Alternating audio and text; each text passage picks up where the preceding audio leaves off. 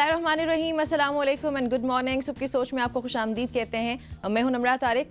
अभी अगर मौसम की बात की जाए तो गर्मियां expectedly and unexpectedly daily basis पे टेम्परेचर बढ़ता चला जा रहा है और गर्मी की शिद्दत में इजाफा होता चला जा रहा है। जहाँ पे वो वाला टेम्परेचर में बढ़ाव देख रहे हैं हम, वहीं पे सियासी सूरत हाल की अगर बात की जाए तो वो सियासी पारा भी बढ़ता चला जा रहा है। कुछ ऐसी खबरें हमारे सामने आ रही जो शायद हम एक्सपेक्ट कर रहे थे कि नहीं आएंगे। कल जो सूरत हाल पेश आई है कोर्ट रूम में, वो इससे पहले शायद कभी किसी ने एक्सपेक्ट नहीं की कि इस तरह से ये हाथापाई और बात लड़ाई झगड़ों तक, फसाद तक कैसे पहुंचेगी। इद्दत केस में कल जो समाअत के दौरान ये सब हुआ, आई डोंट थिंक सो कि ये इससे पहले कभी देखने में इस तरह से आया होगा। एनी हाउ इस पे डिटेल में डिस्कशन करेंगे प्रोग्राम में आगे बढ़ते हुए। अभी हेडलाइंस भी शामिल करते हैं, आपके साथ शेयर करते हैं कि कौन सी टॉप स्टोरीज हैं जो आज हम आपके साथ शेयर करेंगे। हसन रऊफ साहब की जानिब से कल एक इंपॉर्टेंट प्रेस कॉन्फ्रेंस की गई। उन्होंने कहा कि लग रहा है बड़ी अदालतों में कुछ ताज़ा हवाएं चली हैं। ये हसन रऊफ साहब की एक इंपॉर्टेंट स्टेटमेंट थी कल की प्रेस कॉन्फ्रेंस से। उसके बाद जी बुशरा बीबी के साबिक शोहर खावर मानिका पर पीटीआई वकला का तशद्दुद और फिर थप्पड़ मारे, ये दोनों तरफ से हुआ। बोतलें बरसा दी गई, असल में हुआ क्या ये भी डिटेल में देखते हैं। और उसके बाद नाज़रीन, महंगाई के सताए हुए अवाम के लिए एक और इम्तिहान आ गया है और वो अद्वियात से मुतालिक है कि अद्वियात को डी रेगुलेट, डी कंट्रोल करने के बाद कीमतों में होशरुबा इजाफा कर दिया गया है। और ये इजाफा क्या है, क्यों होगा, कैसे होगा, ये भी डिटेल में देखते हैं।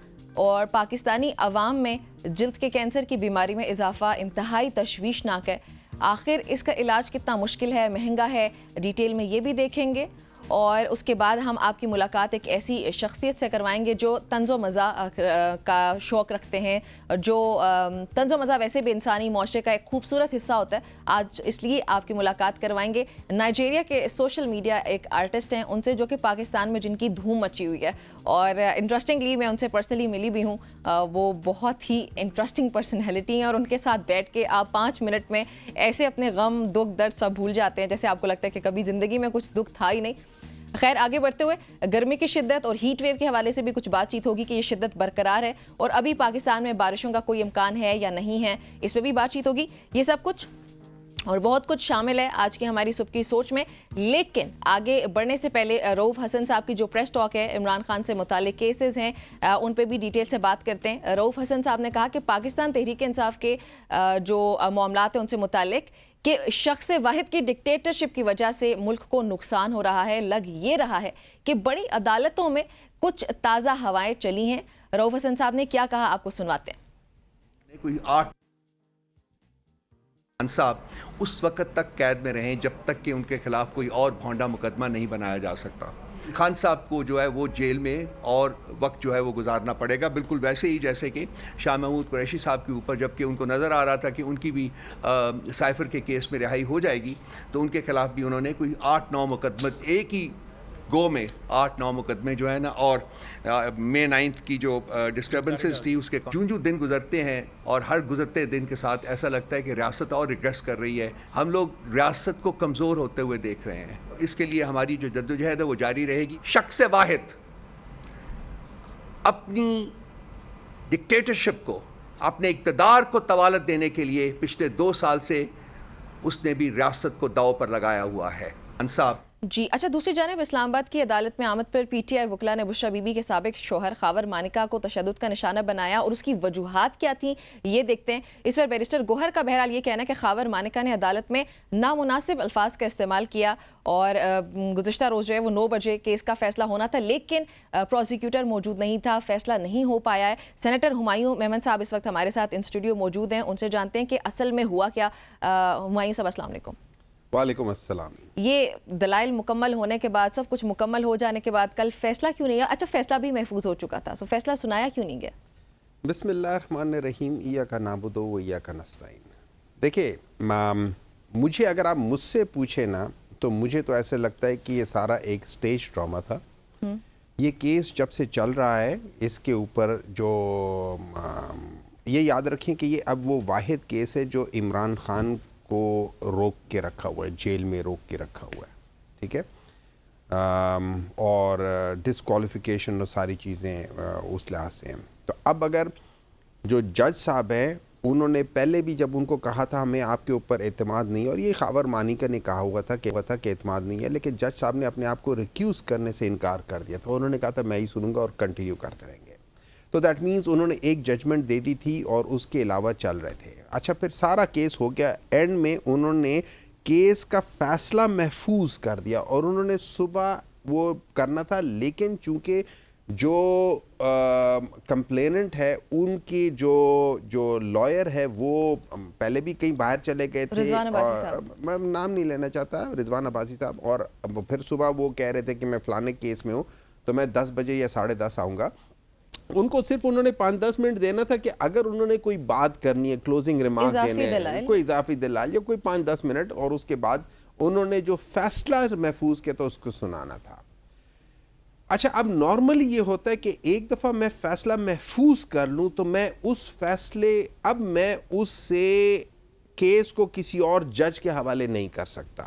میرا خیال ہے، میں لائر نہیں ہوں لیکن یہ میں نے سنا ہے، یہ میرا خیال ہے کہ اب آپ نہیں کر سکتے، آپ نے وہ فیصلہ سنانا ہے. اب اس میں جو جج صاحب ہے انہوں نے نہ صرف فیصلہ سنانے سے وہ کر دیا، انہوں نے اس کیس کو دوبارہ سننے سے ریکیوز کر دیا. دیٹ مینس کہ اب یہ ہائی کورٹ جائے گا، اور یہ پہلے ہائی کورٹ جانا چاہیے تھا. پہلے خاور مانیکا صاحب کو اگر ان کے اوپر تھا، ان کو ہائی کورٹ ان فیبرری سے لے کے آج تک، یہ مئی تک، مارچ اپریل مئی 3 مہینوں میں ان کو چاہیے تھا کہ وہ خود ہائی کورٹ سے رجوع کر لے. انہوں نے نہیں کیا. تو کیا یہ سب کچھ ایک ملی بھگت تھی؟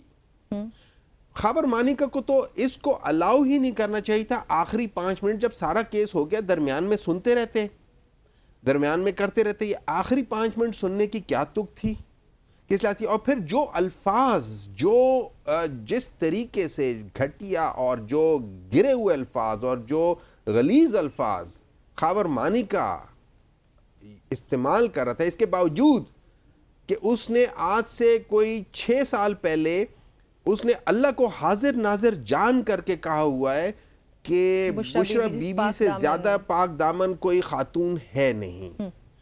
تو اس شخص کو تو اللہ تعالیٰ وہ جانے گا نا، کیونکہ اللہ تعالیٰ کو سامنے رکھ کے حاضر ناظر جان کر کے نے کہا ہے. تو اگر یا اس وقت جھوٹ بول رہا تھا یا آج جھوٹ بول رہا ہے، تو وہ تو اس کے اور اللہ کے درمیان میں اس میں ہم لوگ آ نہیں سکتے. So let Allah take whatever action he wants to take. As far as ہم لوگوں کے اس کے درمیان میں کچھ نہیں ہوا. لوگوں نے ضرور ان کو برا بلا کا کورٹ کے اندر سب بار بار کہہ رہے تھے کہ اس کو نہیں، اس جج کو کہہ رہے تھے کہ آپ اس کو یہ مت کہنے دے، یہ نہیں. جج صاحب خاموش رہے، سب کچھ کرتے رہے. جب آپ کسی کو اتنا اشتعال دلاتے ہو، اس کے باوجود بھی کسی نے کچھ نہیں کہا، خاموشی سے ساری باتیں رہے. ہاں ہوٹنگ ہوتی رہی، وہ کچھ تھوڑا بہت ہوا، وہ تو ہوگا. آپ میرے اس شخص کو جس کو میں محبت کرتا ہوں، جس کی میں پیروی کرتا ہوں اپنی جان سے زیادہ، آپ اس کے بارے میں وہ کر رہے ہو، تو آپ تو مجھے انسائٹ کر رہے ہو. آپ تو مجھے، آپ کے اوپر تو کیس ہونا چاہیے. تو یہ پرووک کرنے کا مقصد یہی تھا کہ کیس نہ سنایا جائے؟ پرووک کرنے کا مقصد ہی یہی تھا کہ کوئی بہانہ مل جائے کہ جی یہ کیس کو ڈیلے کر دیں. Nothing else. اچھا، ویسے دلائل مکمل ہو جانے کے بعد، فیصلہ محفوظ ہو جانے کے بعد، ارجمن صاحب کو یاد آیا کہ مجھے اسلام آباد ہائی کورٹ کو خط لکھنا چاہیے کہ کیس ٹرانسفر کیا جائے. کیا دلائل مکمل ہونے کے بعد کیس ٹرانسفر ہو سکتا ہے؟ دیکھیں، I am not a liar, لیکن جتنا ایک عام انسان جو ایک چھوٹا موٹا شعور اور نالج رکھتا ہے، یہ چیز اس وقت آپ نہیں کر سکتے. آپ شروع میں کر سکتے ہیں جب آپ کے اوپر پہلے دن فروری میں آیا تھا. اور یہ تحفظات کے اظہار تو پہلے بھی کیا گیا، جس گراؤنڈ پر انہوں نے ٹرانسفر کیا ہے. ایگزیکٹلی، آپ اس وقت کر لیتے. دیکھیں، یہ ساری چیزیں صرف ایک چیز ہیں، یہ سارے بہانے ہیں. عمران خان نشانہ ہے. انہوں نے اس کو باہر نہیں نکلنے دینا. کیوں؟ ان لوگوں کی جان جاتی ہے اس کے باہر نکلنے سے. یہ اس کو جیل میں بٹھا کے ان کو سمجھ نہیں آ رہی کہ کیا کر رہے ہیں، تو یہ باہر کیسے کریں گے؟ یہ جمہوری حکومت ہے ہی نہیں. دیکھیں، اگر جمہوری حکومت ہوتی نا، اس وقت پاکستان میں، جیسے عمران خان کہتے ہیں، اس وقت پاکستان میں صرف ایک جمہوری حکومت ہے، وہ ہے خیبر پختونخوا کی. وہاں پہ کسی پولیٹیکل پارٹی کے اوپر کوئی بین نہیں ہے کہ آپ پولیٹیکل سٹرگل یا پولیٹیکل کے لیے کسی اس کے لیے احتجاج کے لیے باہر نکلو تو آپ کے اوپر لاٹھی چارج ہوگی، آپ کے اوپر آنسو گیس ہوں گے. That is the only حکومت جو، اگر آپ ڈیفینیشن کے لحاظ سے دیکھیں کہ جمہوری حکومت میں کیا کیا چیز ہے، صرف یہ نہیں ہے کہ بھئی ہمیں ووٹ مل گیا. آپ کے ایکشنز بتاتے کہ آپ جمہوریت پہ بلیو کرتے ہو یا نہیں کرتے ہو. آپ پنجاب میں دیکھ لو, پنجاب میں جس وقت یہ بائی الیکشنز ہوئے تھے, یہ لوگ کہتے کہ پنجاب میں ہم لوگ ہار کے تھے. پنجاب واحد صوبہ تھا جس کے اندر آپ لوگوں نے انٹرنیٹ بند کر دیا تھا, آپ لوگوں نے دفعہ 144 لگا لیا تھا, آپ لوگوں نے جتنے بھی پولیٹیکل ایکٹیوسٹ تھے ان کو پکڑ کے بند کرنا شروع کر دیا تھا. اور پریٹیکس کیا ہے؟ پریٹیکس یہ ہے کہ جی اس وقت سیفٹی کنسرنز ہے, کیا کہہ سکتے ہیں, ٹیررزم ہے. کیوں؟ کے پی میں کوئی ٹیررزم نہیں تھا, بلوچستان میں کوئی خطرہ نہیں تھا, سندھ میں کوئی خطرہ نہیں تھا, یہ ساری چیزیں نہیں تھی. وہاں پہ تو انٹرنیٹ نہیں بند ہوئے, وہاں پہ تو کوئی اور مسئلہ نہیں ہوا. صرف پنجاب میں اس لیے ہوا ہے, پنجاب کے جو چیف منسٹر ہے اس کی سوچ ہی ڈکٹیٹرشپ پہ ہے, وہ پیداوار ہی ڈکٹیٹرشپ کے, ان کے خاندان میں ان کے الفاظ یہ ہم حکمران خاندان. وہ تو ڈیموکریسی میں بلیو ہی نہیں کرتے, وہ تو کہتے ہیں ہم حکمران خاندان. ٹھیک ہے, اس وجہ سے اس سوچ کی, یہ آج کل وہ سوچ ہے جو پاکستان کے اوپر اس وقت مسلط کی گئی ہے, اور یہ سوچ ہے جو پاکستان کو نیچے لے کر جاتی جا رہی ہے ہر دن, پچھلے دن سے. اور شاید یہی وجہ ہے کہ ایون کورٹ روم کا ڈیکورم ہوتا ہے نا, وہ ڈیکورم بھی برقرار نہیں رہا. کل جو ہوا ہے آئی ڈونٹ تھنک سو کہ اس کو بالکل وہ ہونا چاہیے تھا, وہ بہت غلط ہے. جس طریقے سے خاور مانی کا باتیں کر رہا تھا اس میں لوگوں نے تو کچھ نہیں کہا, صرف ان کو یہ کہتے رہے, جج کو کہتے رہے کہ اس کو منع کرو, اس کو منع کرو. جج صاحب کو کہا, کسی نے خاور مانی کو کچھ نہیں کہا. لیکن پھر بھی ہمارے سامنے یہ خبریں آ رہی ہیں کہ وہاں پہ تحریک انصاف کی جو خواتین موجود تھیں انہوں نے خاور مانیکا صاحب نے ایون ان کو بھی ٹارگٹ کیا, ان کو بھی ابیوز کیا, اور جو لڑائی کی وجہ بنی وہ یہی ہے کہ جب وہ باہر نکل رہے تھے تو کوئی اشارہ کیا انہوں نے ان خواتین کو. اس بات میں کوئی صداقت ہے؟ دیکھیں, مجھے چونکہ اس کا ڈیٹیل مجھے اس وقت پتہ نہیں تھا یا دیکھا نہیں تھا میں نے, لیکن میں کوئی ایک بات بتاتا ہوں, جس طریقے کا شخص خاور مانیکا ہے, کوئی باعزت عورت اس کے ساتھ شاید نہ رہ سکے. جس طریقے سے اس نے اپنا لیول بتایا, اپنا انٹلیکچوئل لیول بتایا, اس طریقے کے کوئی عورت اس شخص کے ساتھ مشکل ہے. بہت بہت پاکیزہ عورت ہوگی جو شاید کچھ عرصہ اس کے ساتھ گزار لے, اس کے بعد وہ شاید ایک خاص حد کے بعد وہ بھی نہ گزار پائے.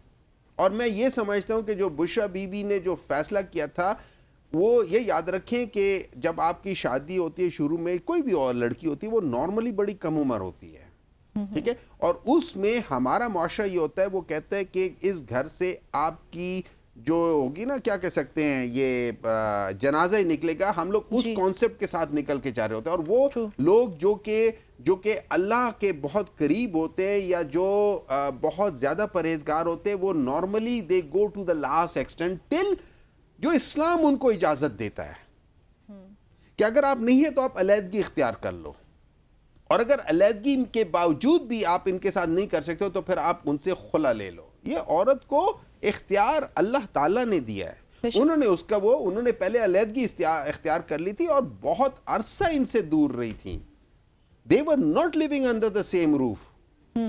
تو عدت کا مسئلہ, اور سب سے بڑی بات یہ, اس جیسا گھٹیا کیس آپ یہ سوچئے, ایز اے خاتون آپ سوچئے, یہ کیس اگر اس کے اوپر ججمنٹ آ جاتی ہے, آپ کا کسی بھی ایک عورت کا میاں کس قسم کے لوگ ہوتے ہیں, وہ جا کے 1 سال بعد 2 سال بعد 3 سال بعد اٹھ کر آ جائے کہ جی اس کے تو عدت ہی پوری نہیں ہے.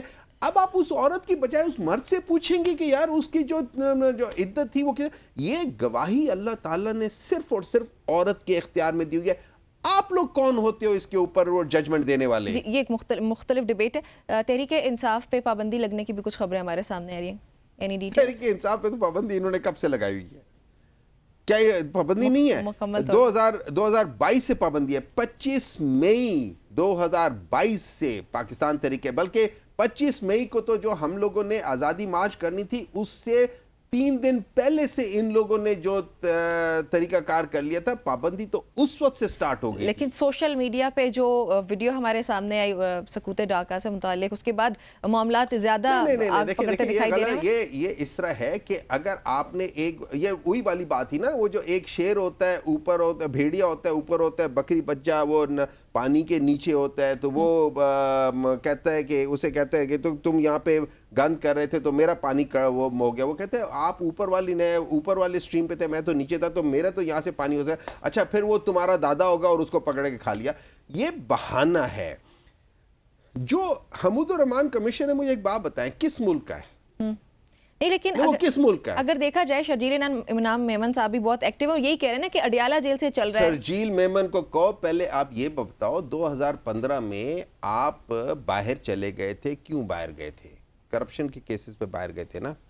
हमने तो करप्शन केसेस आप पे नहीं बनाए थे। लेकिन क्या सोशल मीडिया वहां से नहीं चल रहा, ऑपरेट वहां से नहीं, अडियाला जेल से ऑपरेट नहीं हो रहा? मुझे एक बात बताएं, हमीदुर रहमान कमीशन का जब आप रेफरेंस देते हैं, आप उसका रेफरेंस क्यों देते हैं? उसका रेफरेंस देते हैं कि जी हमीदुर रहमान कमीशन पढ़े, उसमें एक चीज आती है, उसमें जो फर्द वाहिद है जो उस वक्त के डिक्टेटर था जनरल याया, उस जनरल याया ने अपने इक़्तिदार की खातिर अपने साथ जो फॉर्म 47 वाला लीडर था जुल्फ़िकार अली भुट्टो, उसको मिलवा लिया। ठीक है, जिसको मिलना चाहिए था इक़्तिदार फॉर्म 45 वाले को उसको नहीं दिया, इनको बता दिया। अब उसके बाद फिर इन लोगों ने जिस तरीके से किया, तो ये पोजीशन आ जाती है कि देखिए, जब आप फॉर्म 47 वालों को सपोर्ट करेंगे, फॉर्म 45 वालों को सपोर्ट नहीं करेंगे, तो प्रॉब्लम्स में जाएंगे। मैरिट के जब आप मैरिट को फुलफिल नहीं करेंगे, तो अगर आप इस कॉन्टेक्स्ट में देखें, आप मुल्क को देखें, मैं उल्टा आपको समझा रहा हूं, मैं आपको रेफरेंस दे रहा हूं कि यार उस रेफरेंस से पढ़ के देख लो। अगर आप फॉर्म 47 वालों को सपोर्ट करोगे, फॉर्म 45 वालों को सपोर्ट नहीं करोगे, तो मुल्क की तरफ, और मुल्क क्यों तबाह होगा? मुल्क इसलिए तबाह होगा कि फॉर्म 45 वाले वो लोग हैं जिनकी जड़ें अवाम में हैं। फॉर्म 47 वाले वो लोग हैं जो क्रिसमस ट्री की तरह हैं, डब्बे से निकाला, ऊपर लाइटें शाइटें लगाई, कोने में लगा दिया, अच्छे लग रहे, लेकिन उनकी जड़ें नहीं हैं, वो है ही नहीं। तो ये फर्क है फॉर्म 45 का, फॉर्म 47 का। सो एक्चुअल अगर आप देखें, हमीदुर रहमान कमीशन कहता है कि फॉर्म 47 को जब भी आप लेकर आओगे मुल्क तबाह होगा। इसमें क्या बुरी बात है? कोई मुझे समझाए इसमें क्या बुरी बात है? देखो, प्रॉब्लम ये है, मैं आपको एक चीज समझाता हूं। वो कहते हैं, वो एक सजदा जिसे तू गरां समझता है देता है 1000 सजदों से आदमी को निजात। जब आपकी सोच आजाद ना हो, गुलामी की हो, जब आपकी सोच कहे कि beggars can not be the choosers, तो आप डिग्गियों में घुस के जाके जा रहे होते हो। ठीक है, जब आपकी सोच आजाद हो जाए, जब आप कहो कि मैं एक अल्लाह तेरे से ही मांगता हूं और तेरी ही मैं इताअत करता हूं, इय्याका नाबुदु व इय्याका नस्तईन, ठीक है, तो फिर आप क्या कहते हो? आप उसी फौज के 80,000 लोगों को जिनको हमने मरवा दिया था, शहीद करवा दिया था किसी और की जंग के लिए, आप उन्हीं को कहते हो एब्सोल्युटली नॉट। एब्सोल्युटली नॉट का मतलब यह हरगिज नहीं है कि मैं आपसे लड़ने जा रहा हूं। एब्सोल्युटली नॉट का मतलब यह है कि मैं अपने लोगों को आपके लिए कुर्बान नहीं कर सकता अंडर एनी सर्कमस्टांसेस। तो वो आजादी जो है ना, वो जब आपके अंदर, जब वो खौफ खुदा रहता है और बाकी जो दुनियावी जो खुदा बने फिरते होते हैं, जैसे फिरौन थे, अब आप उनको ना कह सकते हो। जी बिल्कुल। अच्छा, नए केसेस बनने की भी कुछ खबरें सामने आ रही हैं तहरीक इंसाफ के खिलाफ। 100 बिस्मिल्लाह तोशा खाना से मुतालिक आप एक छोड़े 100 बनाए भी। देखिए, ये सारे मुझे समझ नहीं आती। देखिए, at the end of the, वही मैंने कहा था ना कि जब आप झूठे केसेस बनाने शुरू कर दें, जब आप इस किस्म की चीज करने शुरू कर दें, तो फिर आप एक छोड़े 10 बनाए। पहले आपने 200 बनाए हुए हैं, क्या हुआ? उनमें से एक केस भी इस काबिल नहीं है कि अपने पैरों पे खड़ा हो सके। आप 100-200 और बनाना शुरू कर दें। और इसकी वजह यही है ना कि ये जो रऊफ हसन साहब ने कहा, ये वही है कि आप एक बंदे के लिए आप पूरे निजाम को वो कर रहे हो। ठीक है, بات یہی ہے کہ دیکھیں اس ملک کو اگر ہم نے چلانا ہے اس ملک کو, اور یہ ملک تباہ آج تک اس وجہ, ہم نے ذوالفقار علی بھٹو کا کیس تو ہم نے بتا دیا کہ جی سپریم کورٹ نے کیا تھا, ہم نے یہ نہیں بتایا کہ سپریم کورٹ نے وہ فیصلہ کیوں کیا تھا, کیا اس کے اوپر کوئی ڈیورس تھا, کیونکہ اسی سپریم کورٹ میں تو جسٹس صفدر شاہ بھی تھے, انہوں نے تو کہا تھا کہ یہ نہیں ہو سکتا, لیکن باقیوں نے یہ غلط ڈیسیژن کیوں لیا, کوئی وجہ ہوگی, اور وہ وجہ تھی ضیاء الحق, فرد واحد جس نے اپنے 10 سال بڑھائے تھے. ٹھیک ہے, دیکھیں جب آپ اس قسم کے ڈکٹیٹر, آج سب لوگ آج ایون جو انسٹیٹیوشن ہے آرم فورسز کا, وہ بھی ضیاء الحق سے پیچھے ہٹا ہوا ہے. وجہ کیا ہے؟ اس فرد واحد نے اس انسٹیٹیوشن کو تباہ کر دیا ہے. اس کی ایک اور وجہ بھی ہے, جب ضیاء الحق نے 10 سال اپنے آپ کو as a chief of army staff رکھا, آپ سوچیں کتنے اچھے لوگ جو تھے جو کہ چیف بن سکتے تھے, جو کہ ان سٹیجز پہ آ سکتے تھے, وہ سب نہیں آ سکے. آپ نے میرٹ کا ستیہ ناش کر دیا. جب آپ نے میاں نواز شریف نے جنرل علی کلی کی بجائے جنرل مشرف کو انہوں نے پروموٹ کر دیا, تو جنرل علی کلی کبھی, ہاں وہ بولتا تھا, میرٹ والا بندہ بولتا ہے.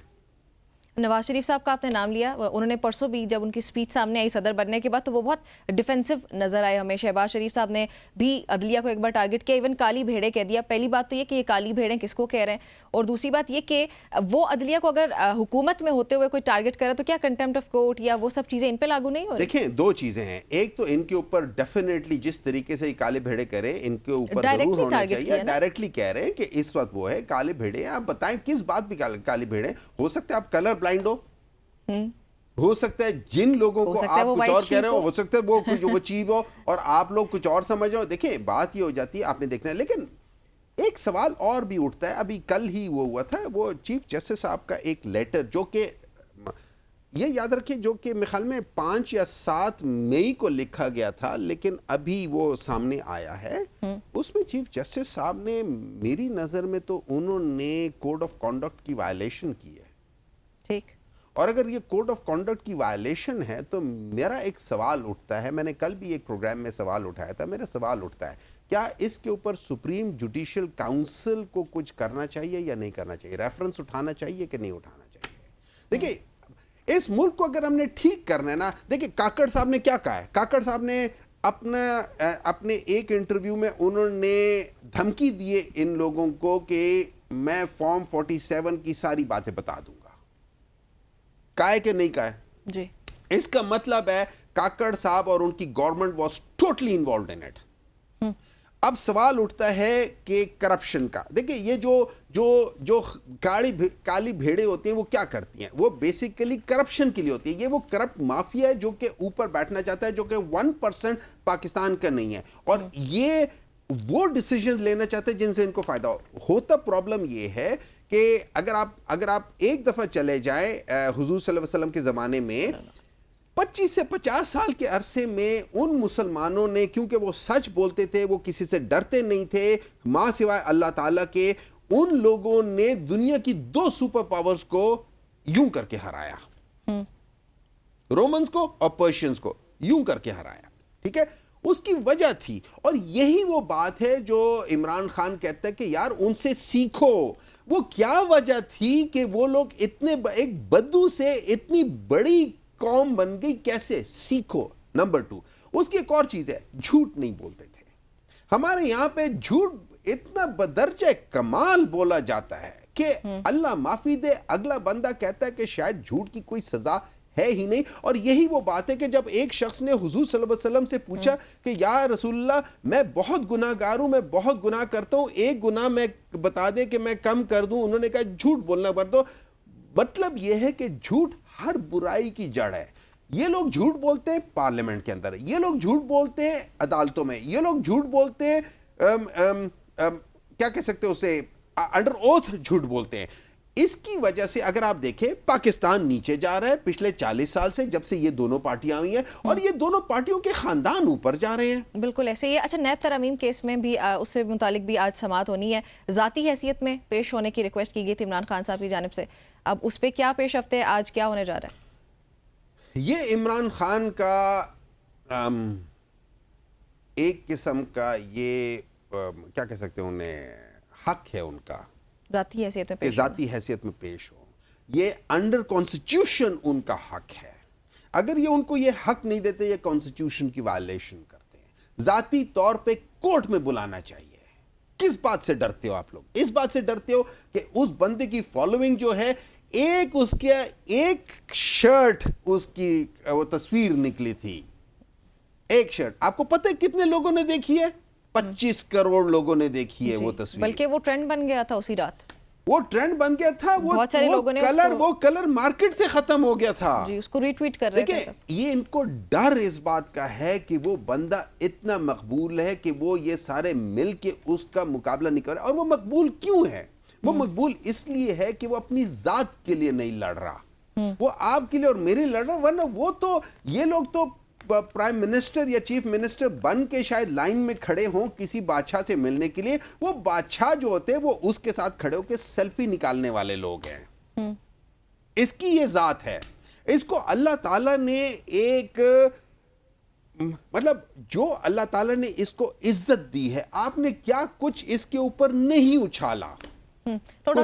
پاپولر لیڈر ہے, نو ڈاؤٹ, اس میں کوئی شک نہیں ہے. عدت کیس بھی لٹک گیا, سائفر کیس بھی لٹک گیا. اب کیا کرے گی تحریک انصاف آگے؟ دیکھیں اس طرح ہے کہ ان میں سے کوئی چیز نہیں لٹکے گی. انشاءاللہ تعالی عمران خان باہر آئے گا, یہ ملک بہتر ہوگا. یہ ملک ان دو خاندانوں سے اور ان قسم کے انڈیویجول پرسنالٹیز جو کہ ملک کو تباہ کر رہے ہوتے ہیں ایٹ دا کاسٹ آف اپنے آپ کو بڑھا رہے ہوتے ہیں at the cost of the country, جن میں کاکڑ صاحب اور یہ سارے لوگ ان سب کی بھی میں بات کرتا ہوں. جب یہ اس طریقے سے کر رہے ہوتے ہیں تو پھر اس ملک نے ٹھیک ہونا ہے. اور اس ملک کو ٹھیک کرنے والا میری نظر میں یہ سمجھتا ہوں, میں سچ بات یہ میرا ایمان ہے کہ اللہ تعالیٰ نے اس ملک کو ٹھیک کرنا ہے. اس کے لیے ایک بندہ اللہ تعالیٰ نے کرنا تھا اور میری نظر میں وہ عمران خان ہے. عمران خان کو اللہ تعالیٰ مدد کرے گا. یہ جو مرضی کر لیں بالکل اسی طریقے سے کہ جس طریقے سے اللہ تعالیٰ نے حضرت موسیٰ کی مدد کی. وہ اسی گھر میں پرورش پڑا جس گھر والوں نے کہا تھا کہ ہر بچے کو قتل کر دو. تو اللہ تعالیٰ کوئی نہ کوئی سبب کرے گا. اللہ تعالیٰ کن فیکون کہنے والا ہے. اللہ تعالیٰ کو ان لوگوں کی کوئی ضرورت نہیں ہے. اللہ تعالیٰ نے جب کہہ دیا تو کوئی وجہ بن جائے گی, کوئی ایسی چیز آ جائے گی. ہو سکتا ہے کہ عدلیہ, ہو سکتا ہے کہ کوئی ان لوگوں کے اندر اللہ تعالیٰ. دیکھیں کس دن حضرت عمر رضی اللہ تعالیٰ عنہ گھر سے کس نیت سے نکلے تھے جی, راستے میں اللہ تعالیٰ نے ان کے دل بدل دیے.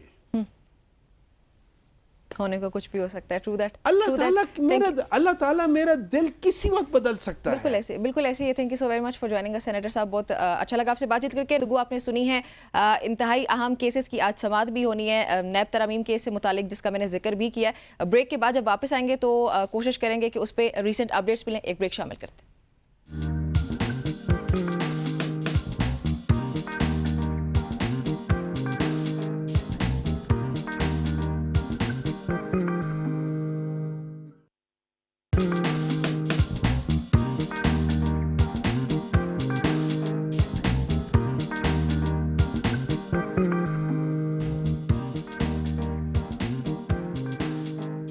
ویلکم بیک ایوری بڈی. ایک بار پھر سے خوش آمدید کہتے ہیں آپ کو صبح کی سوچ میں.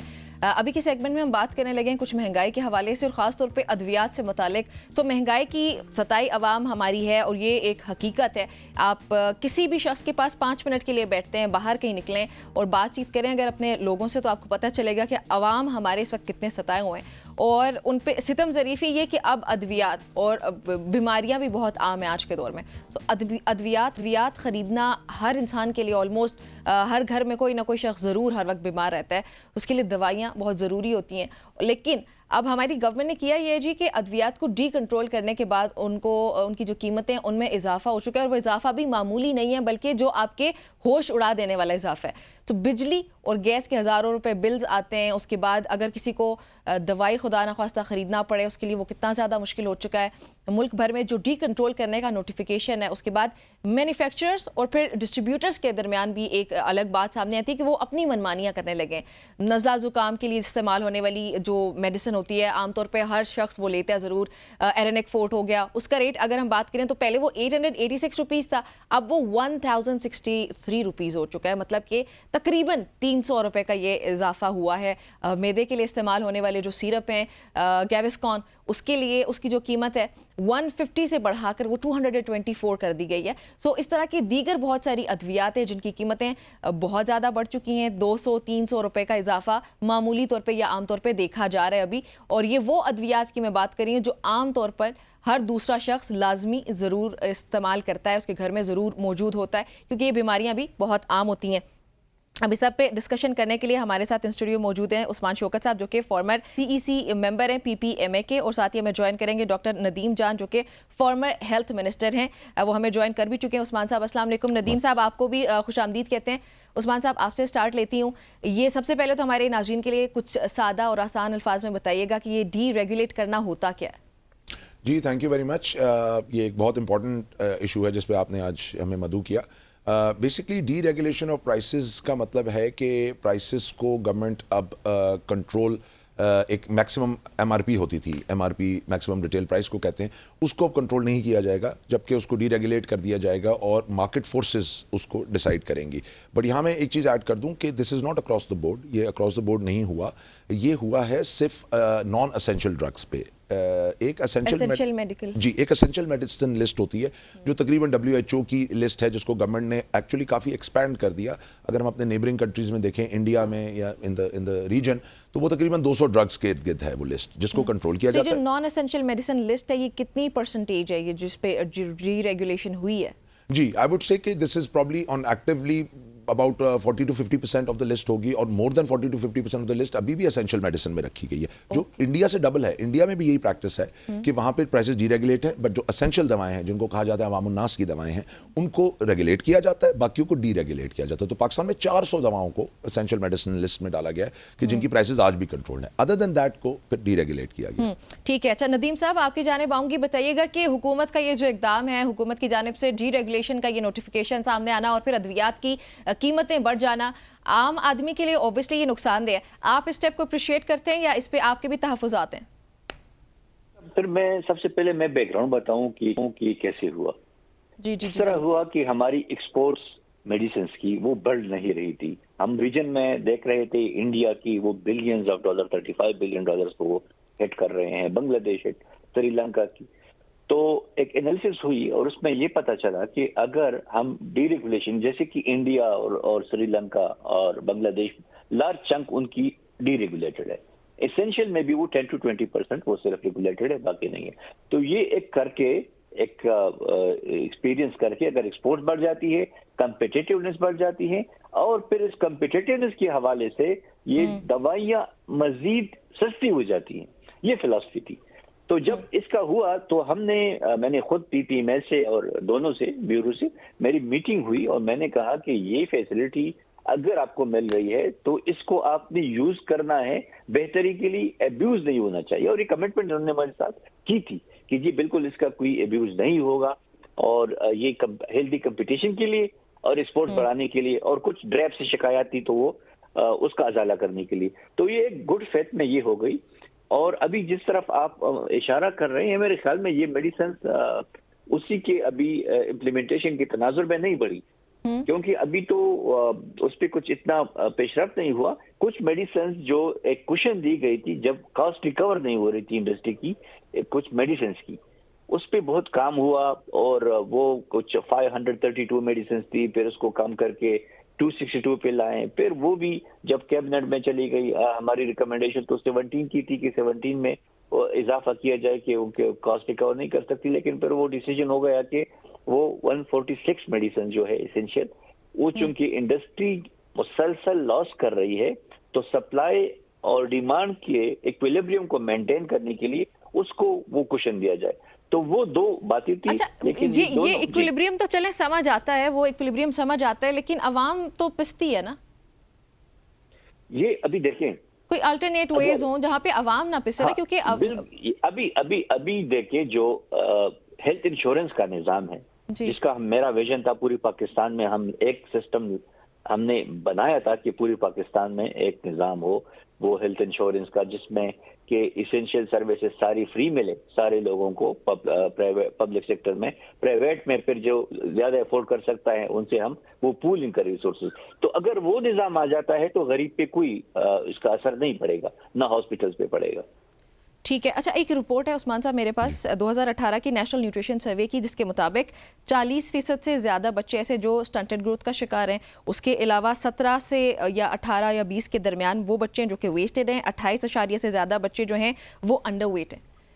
یہ صرف بچوں کی میں نے بات کی ہے اور کچھ بیماریوں کی بات کی ہے. سو یہ اتنے زیادہ ریٹس کا بڑھ جانا, یہ جو پرسنٹیج میں بتا رہی ہوں, اس کے لیے ادویات کے بعد پھر فراہمی نہ ہونا, یہ بہت بڑا چیلنج ہونے جا رہا ہے ہمارے لیے, نہیں؟ جی دیکھیں, اس میں تھوڑا سا ایک کلیریفیکیشن یہ دے دوں کہ ہماری جس طرح سیکرٹری صاحب نے بھی فرمایا کہ ہماری کچھ ادویات ہیں وہ ابھی بھی ای ایم ایل میں ہیں, اور اسینشیل میڈیسن لسٹ میں زیادہ تر وہ ادویات رکھی گئی ہیں جو آپ کی لوور طبقے کے لیے استعمال ہوتی ہیں, لوور پرائز ڈرگز ہیں, اور ان کو آج بھی کنٹرول کیا گیا ہے. دیکھیں, ہم انڈسٹری کی طرف سے یہ کہتے ہیں کہ پاکستان کی فارما انڈسٹری بہت وائبرنٹ ہے. 80% آف آور میڈیسن نیڈز ہم ان ہاؤس بناتے ہیں, پاکستان میں بناتے ہیں. زر مبادلہ بہت قیمتی ہے جو ہم بچاتے ہیں, جو امپورٹ میں استعمال ہونا ہوتا ہے. لیکن ہم لوگ یہ کہتے ہیں کہ سب سے مہنگی دوا وہ ہے جو اویلیبل نہیں ہے. آپ کی کو یاد ہوگا کچھ عرصہ پہلے پیراسیٹامول کی شارٹیج ہوئی جب ڈینگی کا لاسٹ ایئر تھا, سیلاب آیا ہوا تھا, اور اس کی وجہ یہی تھی کہ کچھ دواؤں کی را مٹیریلز, ہم زیادہ تر را مٹیریل امپورٹ کرتے ہیں, ہماری 90% را مٹیریلز از امپورٹڈ. ڈالر کا ریٹ لاسٹ 2 ایئرز میں آپ نے دیکھا کہاں سے کہاں گیا, اور اس کی وجہ سے خام مال کی قیمت بہت زیادہ بڑھ گئی, اور وہ خام مال کی بڑھنے کی وجہ سے آگے انڈسٹری وہ دوائیں بنا نہیں پائی. ہمارا پوائنٹ یہ تھا کہ وہ دوا جو بنا ہی نہیں پا رہے اور انڈسٹری بند کر دیتی ہے, وہ پیشنٹ تو سفر کرتا ہے جو اس دوا کو لے رہا تھا. whoever was taking that, industry تو موو آن کر جائے گی, انڈسٹری کہے گی کہ یہ دوا نہیں, ہم دوسری پہ جائیں. ان کو آج ایک پرائسنگ سی پی آئی کے میکینزم کے تحت کہا گیا ہے کہ ان کو آپ کنٹرول ہی رکھیں, لیکن آپ ان کو ایک سالانہ سی پی آئی انفلیشن کے تحت بڑھائیں. تو وہ جو آپ کا کنسرن ہے وہ بھی ایڈریس ہوا کہ جو عوام الناس کو یا جو لوور لیول طبقہ ہے اس کو وہ دوائیں جو ان کی آؤٹ آف ریچ ہیں وہ نہیں ہوں گی, اور وہ ان کو ملتی رہیں گی. میں آپ کے ہی پوائنٹ کی میں چاہوں گی اپنے نالج کے لیے کہ مجھے مزید گائیڈ کیجیے گا. جو آپ نے بات کی ہے کہ کوئی تو وہ دوائی لازمی طور پہ یوز کر رہا ہوتا ہے, اور وہ آپ تو انڈسٹری تو آگے نکل جائے گی, لیکن وہ جو ادویات ہوتی ہیں وہ سیم فارمولا پہ ڈفرینٹ ادویات بھی ہوتی ہیں. تو اگر کوئی پیشنٹ بھی سیم فارمولا کے اس پہ جاتا ہے تو کوئی فرق پڑتا ہے اس کی صحت پہ؟ نہیں, دیکھیں, دس از, ہم جنیرک انڈسٹری اسی کو کہتے ہیں کہ we are the equivalent of the brand leader. For example اگر آپ دوا کا کوئی بھی برانڈ لیتے ہیں, اس کا جو جنیرک نام ہے, فار ایگزامپل ایک دوا ہے پیراسیٹامول ہے یا سپروفلوکساسین ہے, تو آپ کو کوئی بھی برانڈ اگر لکھا جائے تو آپ اس کا اگر جنیرک ورژن لیتے ہیں کسی بھی کمپنی کا, تو وہ افادیت میں ویسے ہی ہوتا ہے جیسے آپ کو برانڈ لیڈر کی افادیت ہوتی ہے. ٹھیک ہے. اچھا ندیم صاحب, آپ کی جانب آ رہی ہوں, بتائیے گا کہ یہ جو قیمتوں کا تعین ہے ابھی وہ کس ادارے کی جانب سے ہو رہا ہے, اور یہاں پہ جا کے حکومت کی اگر بات کی جائے تو اس کی روک تھام کے لیے ہمیں ناکام دکھائی دے رہی ہے کہیں نہ کہیں جا کے؟ دیکھیں, ڈریپ ایک اتھارٹی ہے جو کہ انڈیپینڈنٹ ہے, اور وہ ہماری ریگولیٹری میکینزم ہے. یہ اس کا کام ہے کہ وہ مارکیٹ کے سارے ڈائنامکس کو وہ اسیس کریں, اور وہ پھر گورنمنٹ کی جو پالیسی ہے اس کو امپلیمنٹ کرے. تو اگر کوئی اس طرح کی ارریشنل انکریز ہے یا اسپیوریس میڈیسنز ہے یا فیک میڈیسنز پہ روک ہو رہی ہے یا ہورڈنگ ہو رہی ہے, تو یہ ڈریپ کی ذمہ داری بنتی ہے. ان کے پاس ایک نیٹ ورک ہے, ان کے پاس ورک فورس ہے, ان کے لیے ہم نے سسٹم بنائے تھے, ایپس بنائے تھے کہ ان کو ادھر ہی بیٹھ کے سارے ڈیٹا لوگوں سے شکایات مل جائے, فیڈ بیک مل جائے, تو امپلیمنٹیشن پہ یہ ان کی ذمہ داری ہے. ٹھیک ہے. اچھا عثمان, بتائیے گا یہ ڈی ریگولیشن کے ڈس ایڈوانٹیجز کیا ہیں؟ دیکھیں, ڈس ایڈوانٹیجز آئی وڈ سے کہ بہت زیادہ ہماری انڈسٹری کی طرف سے تو ہمیں ایک خوشائند بات لگی ہے کہ اس میں جو پروڈکٹس بند ہو گئی تھیں اب ان کی سپلائی چین بحال ہو رہی ہے, اور اب دوبارہ ہم ان کو اویلیبلٹی کر سکیں گے. میں یہ کہوں گا کہ ڈس ایڈوانٹیجز میں ڈی ریگولیشن کی ہماری تھوڑی سی ای ایم ایل لسٹ جو بنائی گئی ہے اس کو ذرا واسٹ کر دیا گیا ہے. آئی بلیو اس میں ابھی بھی کچھ پروڈکٹس ایسی ہیں جو آؤٹ آف کاسٹ ہیں, انڈسٹری نہیں بنا پا رہی, تو تھوڑا سا اس کو دیکھنے کی ضرورت ہے, ریشنلائز کرنے کی ضرورت ہے. لیکن عوام کے اینڈ پر جا کے ڈس ایڈوانٹیجز ہیں آئی تھنک. دیکھیں, آئی بلیو کہ جو اسینشیل لسٹ ہے, چونکہ اس کو کنٹرول رکھا گیا تو میجورٹی جو ہماری تھیراپیوٹک کیٹیگریز ہیں وہ اس میں کور ہو جاتی ہیں جو عوام کی نیڈ ہیں. یس یو مے سے کہ آپ سمجھتی ہیں کہ ایگزوبرنٹ پرائس انکریز نظر آتا ہے, بٹ وی بلیو ہم نے انڈسٹری کو بہت ایک ذمہ داری کا ادھر احساس دلایا, اور انڈسٹری یہ کر بھی رہی ہے کہ بہت ایک ذمہ داری کے طریقے سے اپنی پرائسز کو بڑھا رہی ہے. ارریشنل نہیں بڑھائی جا رہی, ڈراسٹکلی نہیں بڑھائی جا رہی, ایک بہت ایک آپ کہہ سکتے ہیں کنٹرولڈ وے میں بڑھایا جا رہا ہے, اور اس پہ بہت ایک ذمہ داری کا مظاہرہ بھی کیا جا رہا ہے. تو I believe in the long run, جیسے ندیم جان صاحب نے فرمایا کہ ڈس ایڈوانٹیجز کم ہیں, ایڈوانٹیجز زیادہ ہیں کہ آپ کی انڈسٹری فلرش کرے گی. الٹیمیٹلی دیکھیں ہم نے ایکسپورٹ کی طرف جانا ہے, ہمیں ملک میں زر مبادلہ چاہیے. ہم اپنے نیبر انڈیا میں دیکھتے ہیں $25 بلین کی انڈیا ایکسپورٹ کرتا ہے, ہماری ٹوٹل ہجوم ایکسپورٹ کا 25 ہے, اونلی فارمر ڈز 25 بلین. ہم وہاں کیسے پہنچیں گے؟ جب ہماری انڈسٹری اپ لفٹ ہوگی, اپ گریڈ ہوگی, یورپ اور امریکہ جیسی کنٹریز میں ایکسپورٹ کر پائے گی. وہ ہم اس لیے نہیں کر پاتے کہ انڈسٹری کے پاس آنیسٹلی ریونیو سورسز ہی نہیں ہے کہ جس سے وہ اپنی اپ گریڈیشن اور اپنے اکوپمنٹس کو اور اپنی فیسلٹیز کو انہانس کر سکے. تو یہ اس کو ہیلپ کرے گا, جس سے الٹیمیٹلی ہماری پرائسنگ بھی ان دا لانگ رن ہوگی, کیونکہ کمپٹیشن بڑھے گا اور ہم ایکسپورٹ اور زر مبادلہ بھی ارن کر سکیں گے. سو پرائس کنٹرول اتھارٹی کی جو جورسڈکشن ہے یا جو ان کی پرفارمنس, اس سے آپ سیٹسفائیڈ ہیں یا وہ بے بس دکھائی دیتی ہے آپ کو؟ جی دیکھیں ہماری پرائس, میں انڈسٹریل لیول پہ نہیں, میں عوام کے لیول پہ پوچھ رہی ہوں.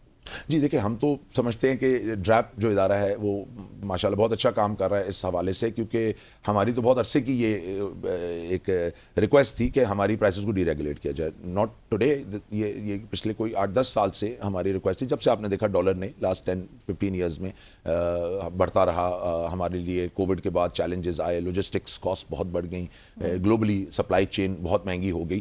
تو ہمارا تو بہت عرصے سے یہ مطالبہ تھا, لیکن ڈریپ نے اس کو روکا, عوام کے لیے ہی روکا, اور یہی کوشش کی کہ جتنا یہ ڈیفر ہو سکے.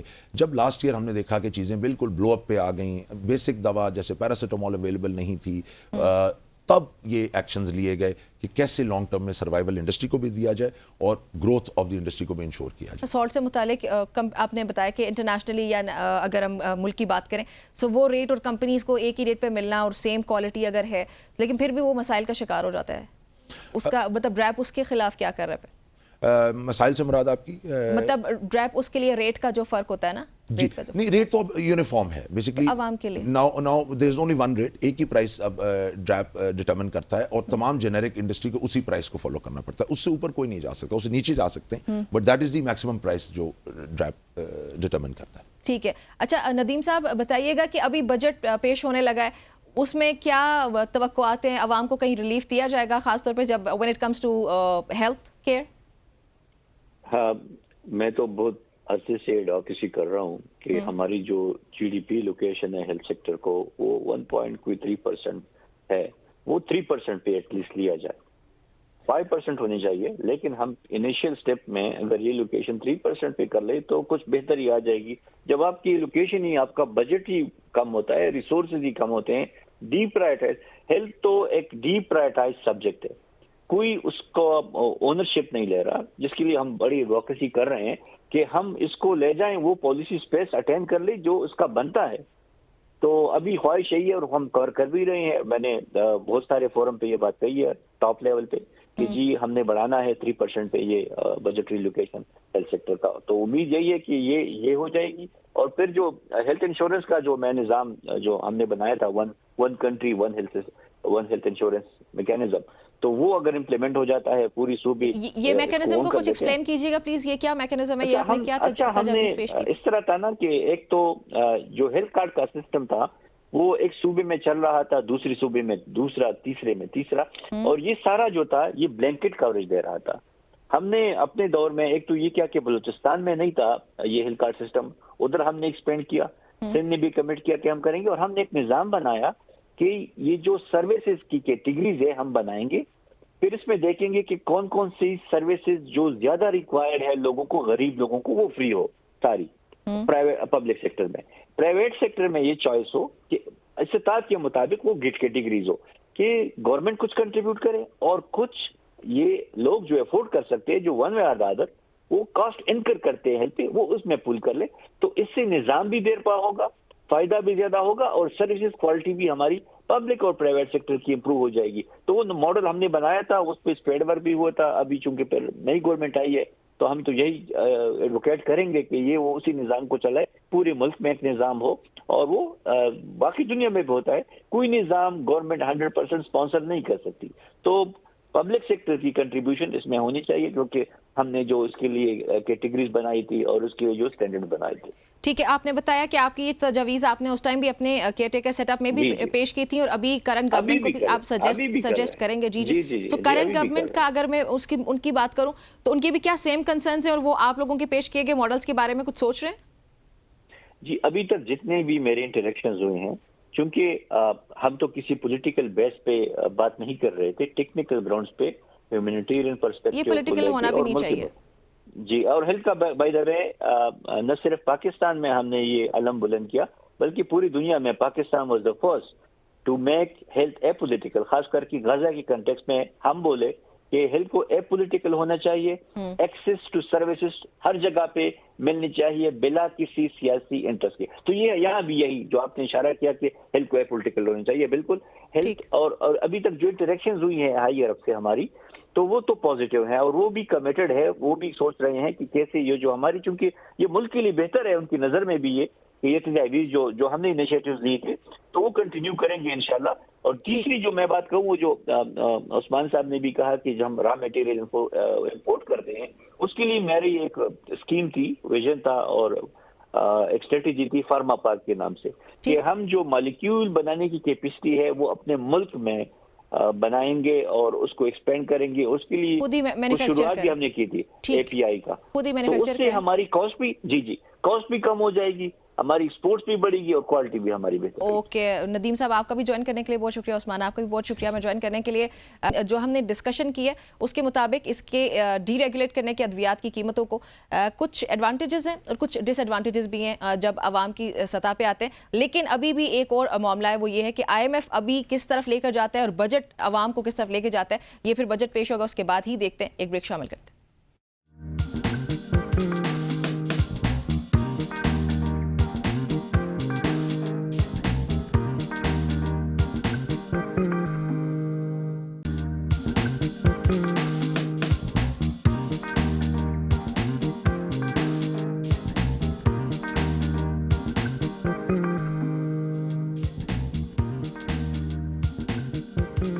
ویلکم بیک ایوری بڈی. ایک بار پھر سے آپ کو خوش آمدید کہتے ہیں صبح کی سوچ میں. ابھی ہم بات کرنے لگے ہیں کچھ اسکن کینسر سے متعلق, کیونکہ یہ ایک رائزنگ ایشو ہے. وقت گزرنے کے ساتھ ساتھ یہ اس کے کیسز جو ہیں وہ بڑھتے چلے جا رہے ہیں. اور ویسے اسکن کینسر ہے کیا, کہ جو ہمارے اسکن کے اندر کچھ گلینڈز ہوتے ہیں, کچھ خلیے ہوتے ہیں, ان میں پیدا ہونے والا ایک کینسر ہے جو عموماً ان حصوں پر ہوتا ہے جو کہ زیادہ تر سورج کی روشنی کے زیر اثر ہوتے ہیں, جیسے کہ چہرہ ہو گیا یا پھر آپ کی گردن ہو گئی, ہاتھ اور بازو وغیرہ, یوزلی جہاں پر کپڑے وغیرہ نہیں ہوتے.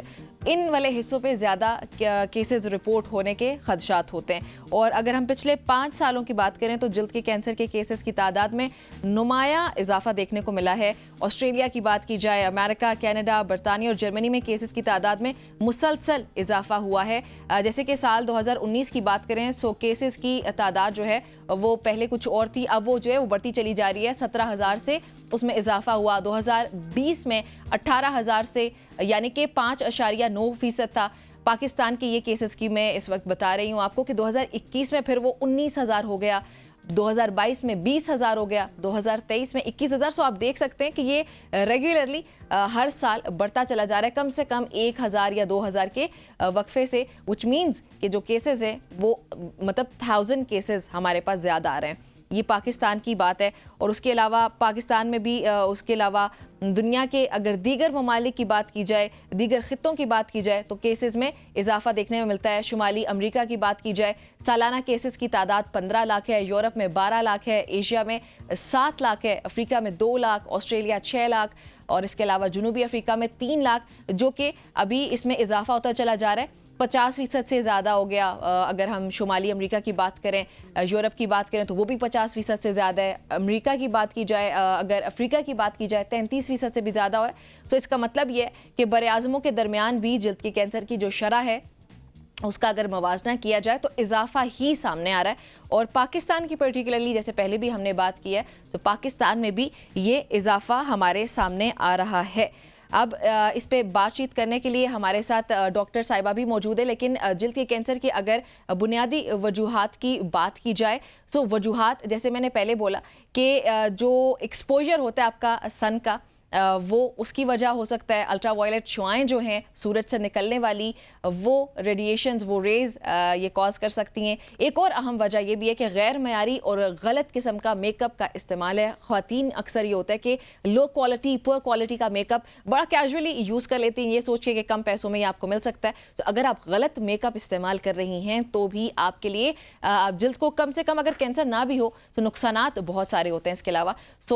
جو اگر وہ بیماریاں انیشلی وہ شاید کچھ اور ہوں لیکن وہ بعد میں خدا نخواستہ کینسر کی شکل بھی اختیار کر سکتی ہیں۔ سو غیر معیاری میک اپ جو ہوتا ہے اس کے اندر جو کیمیکلز استعمال ہوتے ہیں وہ آپ کی اسکن کے لیے بالکل بھی اچھے نہیں ہوتے، اور اگر آپ وہ لمبے عرصے تک یوز کرتے رہو تو وہ مسائل کا شکار کروا دیتے ہیں آپ کو۔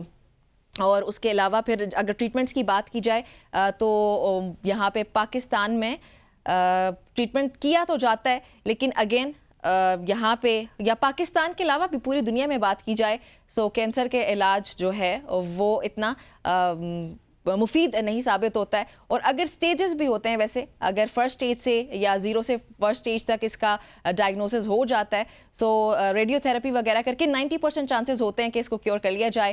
اگر تھرڈ سے فورتھ سٹیج جو ہے وہ آخری سٹیج ہے کیمو تھراپی یا پھر اس کے علاوہ اگر دوسری کوئی تھراپی وغیرہ کر کے، لیکن اس کے چانسز بڑے کم ہوتے ہیں، یعنی کہ 5% کے آس پاس اس کے ریزلٹس ہمارے سامنے آ سکتے ہیں۔ ان اسٹوڈیو ہمیں ڈاکٹر صاحبہ نے جوائن کیا، ان سے جانتے ہیں کہ اصل وجوہات کیا ہوتی ہیں۔ السلام علیکم۔ وعلیکم السلام، کیسی ہیں آپ؟ الحمدللہ۔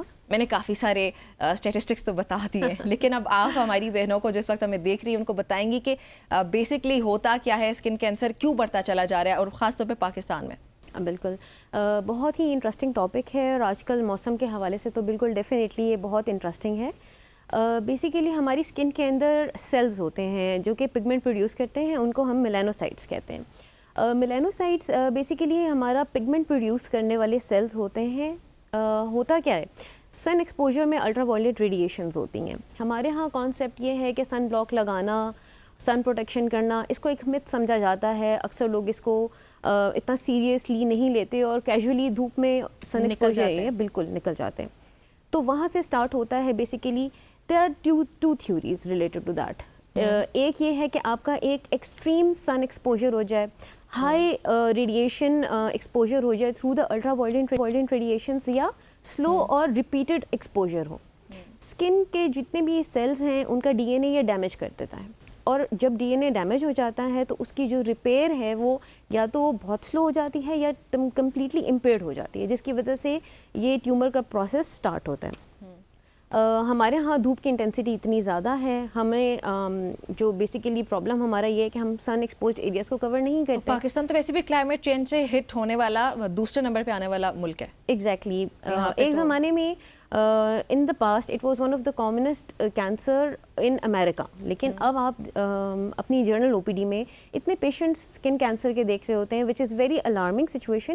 اور اس کی basically radiation exposure is the first, ultraviolet radiation exposure of course it is the one of the first cause. اس کے علاوہ ہماری ڈائٹری ماڈیفیکیشنس، ہماری ڈائٹ میں ہم وائٹامن سی نہیں لیتے، بیٹا کیروٹین نہیں لیتے، جس کی وجہ سے بیسیکلی یہ پروٹیکشن پرووائڈ کرتی ہے اگینسٹ دا اسکن کینسرس۔ ہماری ڈائٹ اتنی ماڈیفائڈ اور اتنی فل آف جنک ہے کہ ہم ان چیزوں کو، ہماری ڈائٹ میں ڈیفیشنسی ان چیزوں کی ڈیولپ ہونے کی وجہ سے بہت ہی ڈائریکٹلی ریلیشن شپ ہے آپ کی اسکن کے ساتھ۔ Definitely vitamin A, vitamin C, they are protective.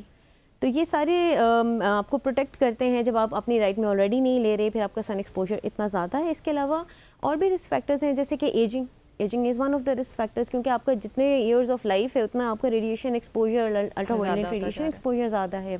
پھر آپ کی سن پروٹیکشن اگر آپ یوز نہیں کرتے ہیں، فل کلوتھس نہیں پہنتے گرمیوں میں، جس میں آپ اسپیشلی اپنے arms, feet, everything should be covered, تو جب آپ یہ نہیں کرتے تو ڈیفینیٹلی پلس آپ کی اسٹرانگ فیملی ہسٹری، جن کی فیملی ہسٹری ہے اسکن کینسرس کی، وہ زیادہ پرون ہے، they are more than 50% prone, yes they are more vulnerable, اور جن کو پاسٹ میں ہو چکا ہے they are also a risk factor.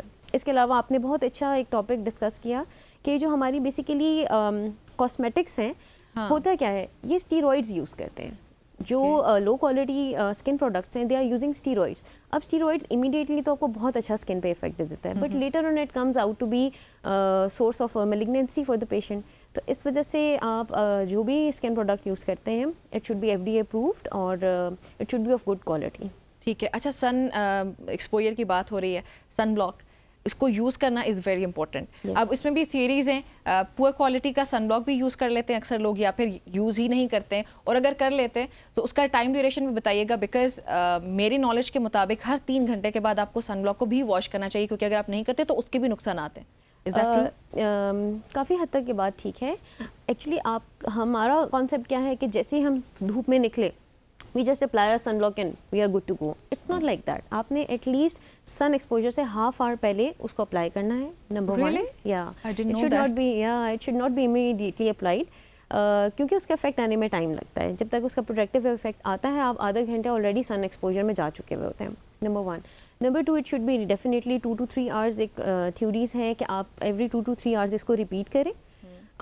اس کے علاوہ اس کی ایک اسپیسیفک ہوتا ہے سن پروٹیکشن فیکٹر, اس کو کہتے ہیں SPF فیکٹر کہتے ہیں. وہ ہر جگہ لکھا ہوا ہوتا ہے, منیمم بھی 30+ ہونا چاہیے, اور 60 جتنا زیادہ ہو وہ اتنا اچھا. یس 60 بہت اچھا ہے, لیکن 30 سے بلو کا کوئی فائدہ نہیں ہے, کیونکہ اتنی اسٹرانگ ریڈیشنز, اگر آپ 30 بلو SPF یوز کر رہے ہیں تو پھر کوئی سن پروٹیکشن فیکٹر کام کرے گا ہی نہیں. اچھا, اس میں اگر ٹریٹمنٹ کی بات کریں, اگر خدا نخواستہ کسی کو, اچھا جو میں نے ایک اور پوائنٹ بھی ریز کیا تھا کہ ڈائریکٹلی ہو سکتا ہے اگر آپ poor quality make up use کر رہے ہیں, یا کوئی اور ڈیزیزز بھی تو پہلے ہو سکتی ہیں, سو وہ جو بیماریاں ہیں کیا وہ لیڈ کرتی ہیں کینسر کو؟ بالکل, there are multiple type of skin cancers.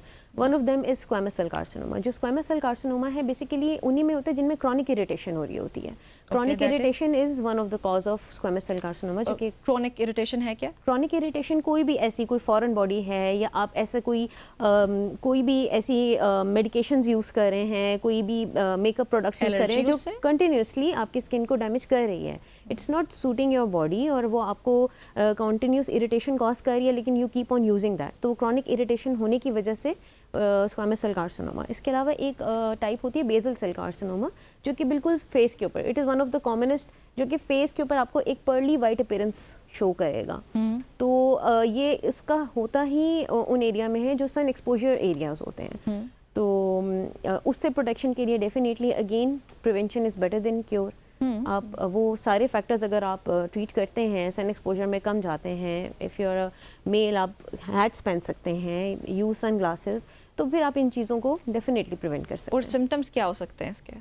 اچھا, اسکن میں ہم بیسیکلی ABCDE رول فالو کرتے ہیں. asymmetrical چینجز, یعنی آپ کی ایک مول کوئی بھی پہلے سے پریزنٹ تھا, لیکن اب آپ اس کی شیپ میں چینج محسوس کر رہے ہیں, اس کا ڈایا میٹر 6 ملی سے زیادہ ہو رہا ہے, اس کے کلر میں چینج آ رہا ہے. آپ کی باڈی کے جو مولز وغیرہ ہیں جو پری ایگزسٹنٹ ہیں یا نیولی فارم, اس کی سیمیٹری میں اگر کوئی چینج آ رہا ہے, سیمیٹری میں چینج آ رہا ہے, اس کے بارڈرز ارریگولر ہیں, اس کے کلرز ڈفرینٹ ہیں, اس کے ڈایا میٹر 6 ملی سے بڑا ہے, کوئی بمپی اپیرنس ہیں, بہت ایچنگ ہو رہی ہے, اٹس لائک ہائیلی پورولنٹ کہ بہت آپ کو بار بار اس میں خارج کرنی پڑتی ہے. It feels like some ants are going under your skin, آپ کو چونٹیاں سی پھرتی ہوئی نظر آتی ہیں. تو یہ سارے سائن اینڈ سمٹمس ہیں.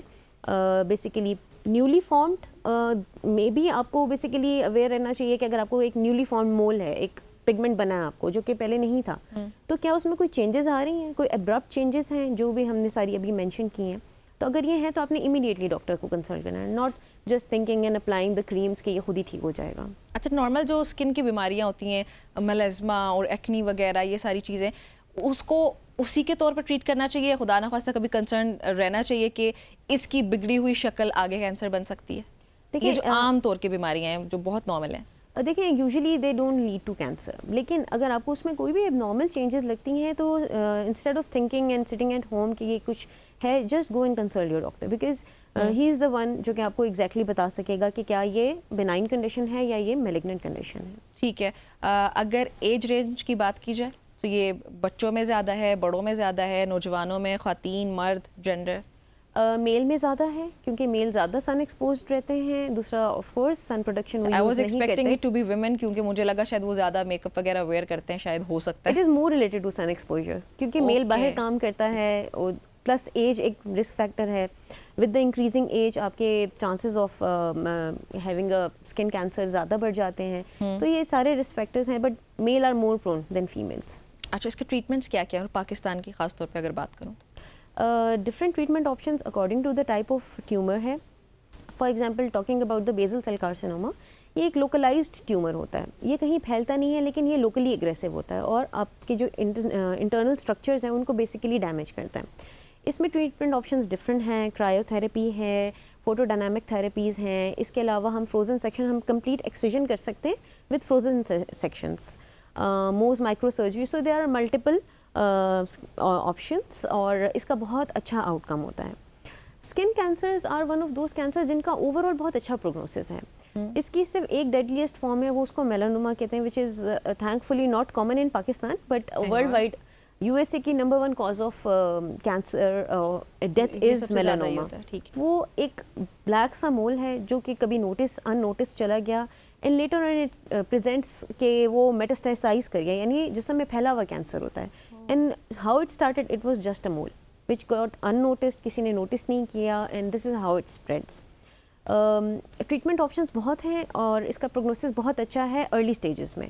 ارلی اسٹیجز میں جیسے آپ نے بتایا بھی کہ radiotherapy is one of the very good options. اس کے علاوہ اگر آپ ان کی کمپلیٹ ایکسیجن کر لیتے ہیں, امیونو تھراپی ہے. اس کے علاوہ ٹراپیکل کیمو تھراپیز ہیں, جیسے کہ 5 فلوراورسل ہے, وہ آپ tropical chemo therapy ointment apply کر سکتے ہیں. تو it has a very good prognosis with the surgery. لیکن آف کورس جیسے جیسے ایڈوانس اسٹیج جاتی ہے تو پھر پروگنوسس آپ کا. تو دیگر ممالک کے جو ٹریٹمنٹس وہاں پہ جو میکینزمز یا جو بھی اڈاپٹ کیا جا رہا ہے اس کا پاکستان سے اگر کمپیریزن کیا جائے تو یقیناً بہتری کی ضرورت ہوگی شاید.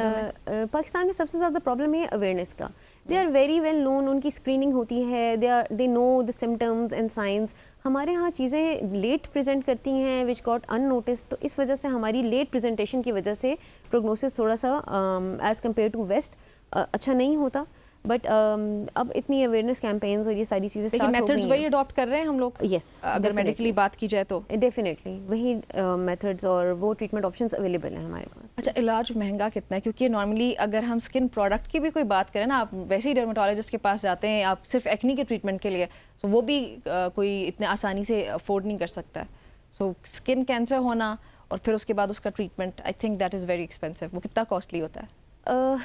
کاسٹ ڈپینڈز اپون کہ آپ ٹریٹمنٹ کہاں سے کراتے ہیں. Nowadays the treatment options are available in the government set up hospitals as well. But of course وہاں پہ اتنا برڈن ہے پیشنٹس کا کہ آپ کو ٹریٹمنٹ کبھی کبھی آپ کا پرولونگ ہو جاتا ہے, میڈیسنس کی اویلیبلٹی کا ایشو ہوتا ہے. تو definitely it cost patient allot. لیکن یہ کہ ابھی بہت ساری آپشنس اویلیبل ہیں اور اب جتنا کام گورنمنٹ سیٹ اپ ہاسپٹلس میں اسٹارٹ ہو چکا ہے تو آئی ڈونٹ تھنک سو کہ ان کو بہت ایکسپینسو. ویسے کبھی پاکستان میں یہ ہوا کہ فری ٹریٹمنٹ کیا گیا ہو کسی, چلے اسکن کینسر پیشنٹ کی بات کریں, کسی گورنمنٹ آرگنائزیشن میں؟ کافی این جی اوز بھی ہیلپ کرتی ہیں ہمیں اس چیز میں. گورنمنٹ لیول پہ نہیں ہوتا, بی آنیسٹ. کافی چیزوں کا تو اویلیبل ہے, لیکن ہاں کچھ چیزیں ہیں جن کا ٹریٹمنٹ آپشن اسپیشلی پرابلم وہاں آتی ہے جب ہمیں پیشنٹ کو کیمو ریڈیو تھراپی کے لیے بھیجنا پڑتا ہے, because they are very less centres for that. پھر فری آف کاسٹ بہت کم اویلیبل ہیں. پیشنٹ کافی زیادہ سفر کرتا ہے اس لحاظ سے, lack of facilities and lack of centres availability. اچھا, یہ جو سیرمز وغیرہ یوز ہوتے ہیں آج کل اسکن کیئر کے لیے, وہ آپ نے جیسے پہلے بتایا تھا ڈائٹ وائٹامن سی کی آپ کی باڈی میں کمی ہے, تو آپ وہ انٹیک تو نہیں ہے آپ کا, لیکن آپ پھر بھی اسکن پہ اپلائی کر رہے ہیں, تو وہ بیلنس ہو جاتا ہے؟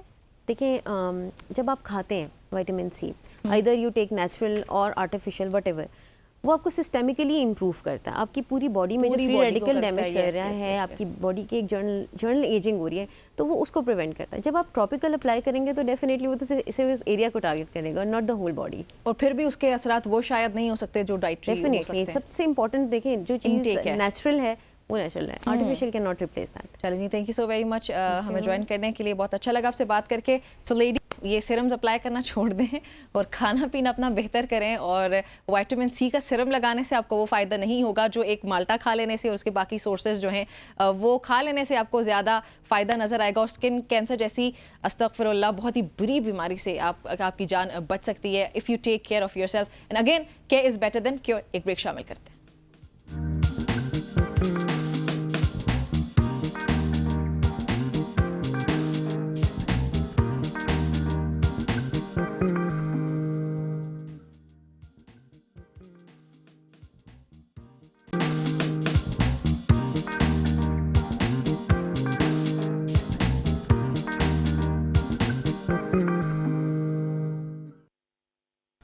वेलकम बैक जी। जो इस वक्त आप गाना सुन रहे थे दाल माश, एक तो टाइटल ही बहुत अमेजिंग है और इस वक्त हमें स्टूडियो में ज्वाइन किए नाइजीरियन आर्टिस्ट हैं अबियोला ने, जो कि पाकिस्तान में रहते हैं और पाकिस्तानी गाने गाते हैं। अस्सलाम वालेकुम। वालेकुम सलाम, How कैसे are हो? you? I'm good. ये दाल माश जी जी बिल्कुल, आपको पता ये है। आपकी दाल माश है? जी जी, ये मेरी दालमाश है एंड Okay. जो अभी गाना जो मैंने पाकिस्तान में रिलीज किया हुआ है, क्योंकि इतना टाइम पाकिस्तान हो गया तो अल्हम्दुलिल्लाह इतना हमने अडॉप्ट किया हुआ है कल्चर, तो हम कहते हैं क्यों नहीं गाना Thank you. रिलीज आपको करेंगे। पाकिस्तानी कल्चर इतना पसंद आया, नाइजीरियन कल्चर ज्यादा अच्छा है पाकिस्तानी? दोनों अच्छी है और मैं आप कहते हैं कि मैं आधा पाकिस्तान हो गया आधा नाइजीरियन हो गया। सरप्राइजिंगली नाज़रीन को बताती चलूँ कि अबियोला से जब पहली बार मुलाकात हुई, मैंने उर्दू में कोई बात की और कोई जोक था जिस पे अबियोला हंसे and I was pretty shocked, क्योंकि उस टाइम हमारी बातचीत नहीं थी। पहले मैंने सोचा एक मिनट के लिए कि व्हाई डिड ही लाफ, मुझे लगा उर्दू नहीं आती। वो फिर मैंने पूछा do you know Urdu and he is like आहो। Yes, बिल्कुल, So ये yes. आहो की क्या स्टोरी है? आहो की आपको पता है कि कहीं पे भी अब जा गए तो लोग कहते हैं आहो आहो, तो एक जोक तो हमने भी किया हुआ है कि लोग पूछते हैं कि ये आहो आहो लोग क्यों कहते हैं, वो कहते हैं पता नहीं अनएडुकेटेड लोग कहाँ से आते हो, फिर मैं कहते हैं आप एडुकेटेड है, वो कहते हैं आहो। Okay, very तो nice. एक वो funny joke कितना है। अर्सा हो गया आपको पाकिस्तान? मुझे अभी I think I was 17 years old जब मैं पाकिस्तान आया हुआ है, तो अभी मैं तकरीबन 30 साल हो गया, तो तकरीबन 13 साल हो गया पाकिस्तान में। 13 साल हो गए। उर्दू बिल्कुल। सीखने में कितना टाइम लगा? मैं अकेला 1-2 साल में मैं उर्दू सीख ली थी। सो उसके बाद फिर क्योंकि मैंने यहाँ यूनिवर्सिटी स्टडी किया हुआ है, बैचलर्स किया हुआ है कंप्यूटर साइंस में, तो 2011 से लेके तक मैंने 4 साल की डिग्री किया हुआ है। तो यूनिवर्सिटी में ज़्यादा सीखी है। हॉस्टल में कोई भी नहीं बोलते इंग्लिश में, जो प्राइवेट हॉस्टल जो वहाँ पे मैं स्टे करी थी, तो उनसे काफ़ी सीखे। यूनिवर्सिटी में फ्रेंड्स के साथ गप शप हमेशा करते हैं, भी गप शप। Okay. तो उसी से मैंने काफ़ी लैंग्वेज सीखी और पिक किया हुआ है। तो कंटेंट क्रिएशन करते हैं आप? आपको जी, जी, ये जी। आइडिया खासतौर पे पाकिस्तानी कल्चर रिलेटेड? जी सो मैं एक कॉमेडियन हूँ और साथ में भी मैं कंटेंट क्रिएशन करती है, जैसे टिकटॉक पे हमारी चैनल है इंतगा ट्रैवल्स के नाम से, तो वहाँ पे मैं कंटेंट क्रिएट करते हैं, फनी कंटेंट की मैं क्रिएट करते हैं, और उर्दू लैंग्वेज में, उर्दू पंजाबी कुछ कभी पश्तो भी बोल देते हैं वहाँ पे। ठीक है। तो ये मैं इसकी वो प्लेटफॉर्म पे हम इतना खूबसूरत लाइक लोग पाकिस्तान ने हमें सपोर्ट किया हुआ है, और इंशाल्लाह हमें फॉलोअर्स भी इतना हमें सपोर्ट लव मिला हुआ है पाकिस्तान से, तो आपका वी आर थैंकफुल कि आप हमारे कल्चर को प्रमोट करें। इसका मकसद यही है कि कल्चर को प्रमोट करना है और नाइजीरियन और पाकिस्तानी कल्चर को, क्योंकि इंटरलिंक्ड हो जाते हैं और ये सारी ग्लोबल विलेज में हम रह रहे हैं। एग्जैक्टली मैं भी यही आई ऑलवेज टेल जो भी फॉरेनर्स है ना कि जब पाकिस्तान आया है कि वो कल्चर को एक्सप्लोर करें, यानी कि उनको अपनी को आइसोलेट ना करें। कहीं भी आप जाएं, कहीं मुल्क में जाएं, आपको मिलने सॉरी टू इंटरप्ट, लेकिन मेरी यूनिवर्सिटी में भी जो नाइजीरियंस हुआ करते थे, they would never talk to you, वो आइसोलेट कर लेते हैं। तो वैसे ऐसे होता क्यों है? नहीं, बिकॉज ऑफ वो इंशाल्लाह अभी और इतना फॉरेनर्स आएंगे पाकिस्तान में, थे ये एक्सपोजर आने शुरू हो जाएंगे। ये ज़रूरत है एक कोई भी मुल्क पे। आई थिंक ये बड़ा इंपॉर्टेंट एस्पेक्ट है कि फॉरेनर्स आएँ ज़्यादा से ज़्यादा, ताकि वो आपको एक मुफ्त एक्सपोजर मिलेगा लोगों को, आपको जो लोग बाहर नहीं जा सकते वो भी थोड़ा सा बाहर की एक्सपोजर मिल सकते हैं वहाँ पे। तो ये एक, और जो फॉरेनर्स आते हैं उनको भी ये चाहिए कि वो एक्सप्लोर करें, ताकि वो ज़्यादा से ज़्यादा उस कंट्री को अडाप्ट करें, वो लर्न करें। तो that was the case for me and I have no regret. I love the fact that मैंने बहुत अडॉप्ट किया हुआ पाकिस्तान की कल्चर। That's very good. अच्छा, पाकिस्तानी तंज़ो मज़ा में और नाइजीरियन तंज़ो मज़ा में कोई फ़र्क नज़र आता है आपको? जो कॉमेडी में, जी कॉमेडी में फ़र्क तो है। देखो दोनों एक, बिकॉज अगर नाइजीरिया और पाकिस्तान को देखा जाता है ना, बहुत सारी सिमिलरिटीज़ है। पॉपुलेशन के लिहाज से कुछ काफ़ी चीज़ें की लिहाज से काफ़ी सिमिलर है। ब्रिटिश भी रूल्ड बोथ कंट्रीज, तो उधर भी बहुत फनी कंटेंट है, ठीक है। उसके बल्कि जो एंटरटेनमेंट इंडस्ट्री है वहाँ पे बहुत वायरल वीडियोस आती हैं हमारे सामने भी। अक्सर आप इंस्टाग्राम खोलें तो नाइजीरियन कंटेंट आपके सामने लाजमी आता है। एग्जैक्टली। तो वो काफ़ी लोग हैं वहाँ पे जो लाइक कंटेंट क्रिएट करते हैं, क्योंकि एंटरटेनमेंट इंडस्ट्री वहाँ पे बहुत पुराना है। लाइक नाइजीरिया की जो मूवी इंडस्ट्री है, it's one of the biggest in the world in terms of volume of production. So it's a very matured entertainment industry that है वहाँ पे। तो यहाँ पे भी they are very funny people as well. Punjabi Faisalabad के लोग को देख के कितना जुगत मचती है। So that's very beautiful. I love that. I love to see that aspect. मेरे लिए it was really interesting, really fun to interact with Pakistanis, to have fun with them and gupshup करेंगे। So yeah, it was really good. अच्छा, पाकिस्तान और Nigeria ये वो ममालिक है जहाँ पे गुर्बत की शरह बहुत ज़्यादा है, परसेंटेज बहुत ज़्यादा है। So I think exactly یہ جو طنز و مزہ ہے, یہ جو اس طرح کی ویڈیوز بنانا, اس طرح کا کانٹینٹ کریٹ کرنا, شاید عوام کو تھوڑا بہت ہنسانے کی ایک یہی وجہ بنتی ہے. جی جی بالکل, ابھی ضرورت ہے انٹرٹینمنٹ تو ایک بہت ضرورت ہے, it's part of our my lifestyle ہے. اب دیکھو ہم گھر میں ہوتے ہیں, جو گھر میں ہوتی ہے وہی فنی ہوتی ہے, سو اٹس پاسبل جو انٹرٹینمنٹ ہے they should be fun as well so that people enjoy, kids enjoy, even kids learn as well. آپ انٹرٹینمنٹ سے بھی آپ سیکھ سکتے ہیں, کافی انداز میں انٹرٹینمنٹ کی فارم پہ آپ کافی انفارمیشن آپ پلا سکتے ہیں. سو یا دیٹس گڈ. جب آپ کانٹینٹ کریٹ کر رہے ہوتے ہیں آپ کی بھی ذہن میں یہی ہوتا ہے کہ یار میں نے اس سرٹن جو سیگمنٹ آف سوسائٹی ہے اس کو ٹارگیٹ کرنا ہے اور ان کو ہنسانا ہے. جی جی بالکل, my job is as a comedian to make people laugh and I think we've been doing that. باقی جو میرا کام ہے آپ کو پتہ ہے, لائک بزنس کی سائڈ پہ آئی ڈو انٹرپرینور بھی ہوں میں, بزنس آئی ٹی کی بزنس میں ہوں, تو that's a different aspect to it as well. So have you done stand up comedy so far? Yeah, I've done stand up comedy. بلکہ 2 دن پہلے میری ایک شو ہوا ہوا ہے اسلام آباد میں, تو وہاں پہ میں نے اسٹینڈ اپ کامیڈی کی شو وہاں پہ کیا ہوا ہے. سو اینڈ میرا جو نیکسٹ پلان ہے کہ میں پاکستان کی ایک ایکسکلوسیو میری اپنی stand up comedy nationwide کی ایونٹ میں پلان کر رہا ہوں. اینڈ انشاءاللہ بس کچھ 2-3-4 اسپانسرس کی کنفرمیشن رہ گئے, اس کے بعد انشاءاللہ میں اپنا exclusive stand up comedy all over Pakistan میں پرفارم کروں گا انشاءاللہ. انشاءاللہ. آپ پاکستانی کانٹینٹ کریٹرز کے ساتھ کولیبریٹ کرتے ہیں؟ جی جی کرتی ہے, کافی کانٹینٹ کریٹرز کے ساتھ کولیب کرتے ہیں. عمر سلیم کے ساتھ کیا ہوا ہے, ماشاءاللہ is a very good content creator جو اسلام آباد بیسڈ میں ہے, اور باقی میں نے کافی کریٹرز کے ساتھ کولیب کیا ہوا ہے. And I think few other creators جو اسلام آباد اور پنڈی میں I also collab with them as well. اچھا, پاکستان میں سوشل میڈیا کا جو یوز ہو رہا ہے اس وقت, what do you think, are you satisfied with that? Social media کی جو یوز ہو, اچھا سوشل میڈیا یوز ہونے, that's the first plus point. Main چیز ہے کہ یوز ہو رہا ہے, ٹھیک ہے, میں دنیا میں جیسے ہو رہا ہے. سو سیٹسفائڈ از اوبیسلی بیٹر ہو سکتا ہے کوئی سی بھی چیز میں, ٹھیک ہے. تو I think it's fine so far. And ابھی یوتھ کافی انگیجڈ ہے. میرا یہ خیال ہے کہ فار ایگزامپل کچھ لوگ کہتے ہیں کہ یار ٹک ٹاک میں جو کانٹینٹ بناتے ہیں پاکستان میں, ایک اسٹیریوٹائپ بنا ہوا ہے کہ یار پاکستان میں ٹک ٹاکرز یہ وہ ایک تھوڑا سا گندا اسٹیریوٹائپ بنا ہوا ہے. لیکن میرا جو راہ ہے کہ یار ٹک ٹاک ایک ڈیموکریٹک پلیٹ فارم ہے, جو لوگوں جو ریموٹ ایریا میں ان کو کبھی بھی نہیں ملا تھا کہ یار they have access to this platform, تو ان کو ملا ہوا ہے اور وہ کانٹینٹ بناتے ہیں. تو ہم ایک شوق ہوا ہوا ہے کہ یار یہ کون سا کانٹینٹ ہے, یہ کس طرح کا کانٹینٹ ہے. حالانکہ ہمیں چاہیے کہ ہاں ابھی وقت آ گیا کہ ان کو گروم کر لیں, ان کو بھی ایک اپارچونیٹی ملا ہوا ہے کہ یار ہم بھی ایک کچھ شو کریں. تو میرا خیال ہے اس کو اچھی طریقے سے اچھی نظر سے دیکھنا چاہیے اور ان کو گروم کرنا چاہیے.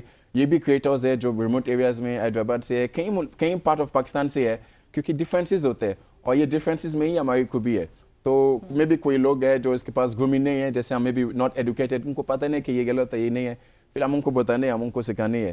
تو دیٹس واٹ آئی فیل کہ اور بیٹر یوز ہو سکتے ہیں. گرومنگ کی ضرورت ہے, پروڈکشن کی ایکٹرز نکالو ٹک ٹاک سے, کافی ایکٹرز وہاں پہ ہے, لیکن ایک رائٹر کا کام ہے کہ ایک جو آرٹسٹ ہے کیسے استعمال کرتے ہیں. آہو جی آہو بالکل یہی بات ہے. آپ کیا کہتے ہیں فیوچر کے لیے واٹ ڈو یو پلان, کہ ابھی ریسنٹلی پاکستان میں ہی کام کرنا ہے یا گوئنگ بیک ٹو نائجیریا؟ جی میں یہی ہمیشہ کہتا کہ میرے لیے لوکیشن ایک ابسٹریکٹ چیز ہے, ٹھیک ہے. پاکستان میں بہت اپرچونیٹیز ہے, جیسے مطلب کہیں پہ بھی آپ ہو, بیسکلی اپرچونیٹیز آپ کے اندر ہونا چاہیے. آپ کے پاس کچھ اسٹرینتھ ہے, اگر آپ کے پاس کچھ ٹیلنٹ ہے, آپ کہیں سے بھی کر سکتے ہیں. اب دیکھو پاکستان میں ایک آئی ٹی کا بندہ ہوں, تو موٹیویشنل اسپیکر بھی ہیں, موٹیویشنل اسپیکر بھی ہنستے ہنساتے لوگوں کو موٹیویٹ کرتے ہیں. جی بالکل کس چیز کے لیے؟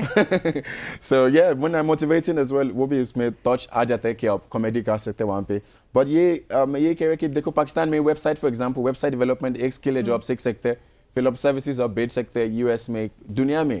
پھر آپ ڈالر میں کماؤ اور روپی میں خرچ کریں. اچھا میرے سمیت ہمارے ناظرین میں سے ابھی اگر کوئی ایسا شخص ہے جو زندگی میں کچھ کرنا چاہتا ہے جی, لیکن وہ سٹارٹ لینے سے پہلے ذرا ڈرتا ہے اور وہ سٹارٹ نہیں لیتا ہے, جی جی جی, تو اس کو آپ کیسے موٹیویٹ کریں گے؟ ابھی دیکھو اچانک سے نہیں کر سکتا. نہیں کر سکتے, کیوں نہیں کر سکتے ہیں. Let's do that. یہ ہے کہ آپ دیکھو آپ کافی ویڈیوز دیکھیں گے موٹیویشنل ویڈیوز کی, لیکن سب سے جو بڑا موٹیویشن جو اسٹیپ ہے آپ کے اندر سے نکلے گا.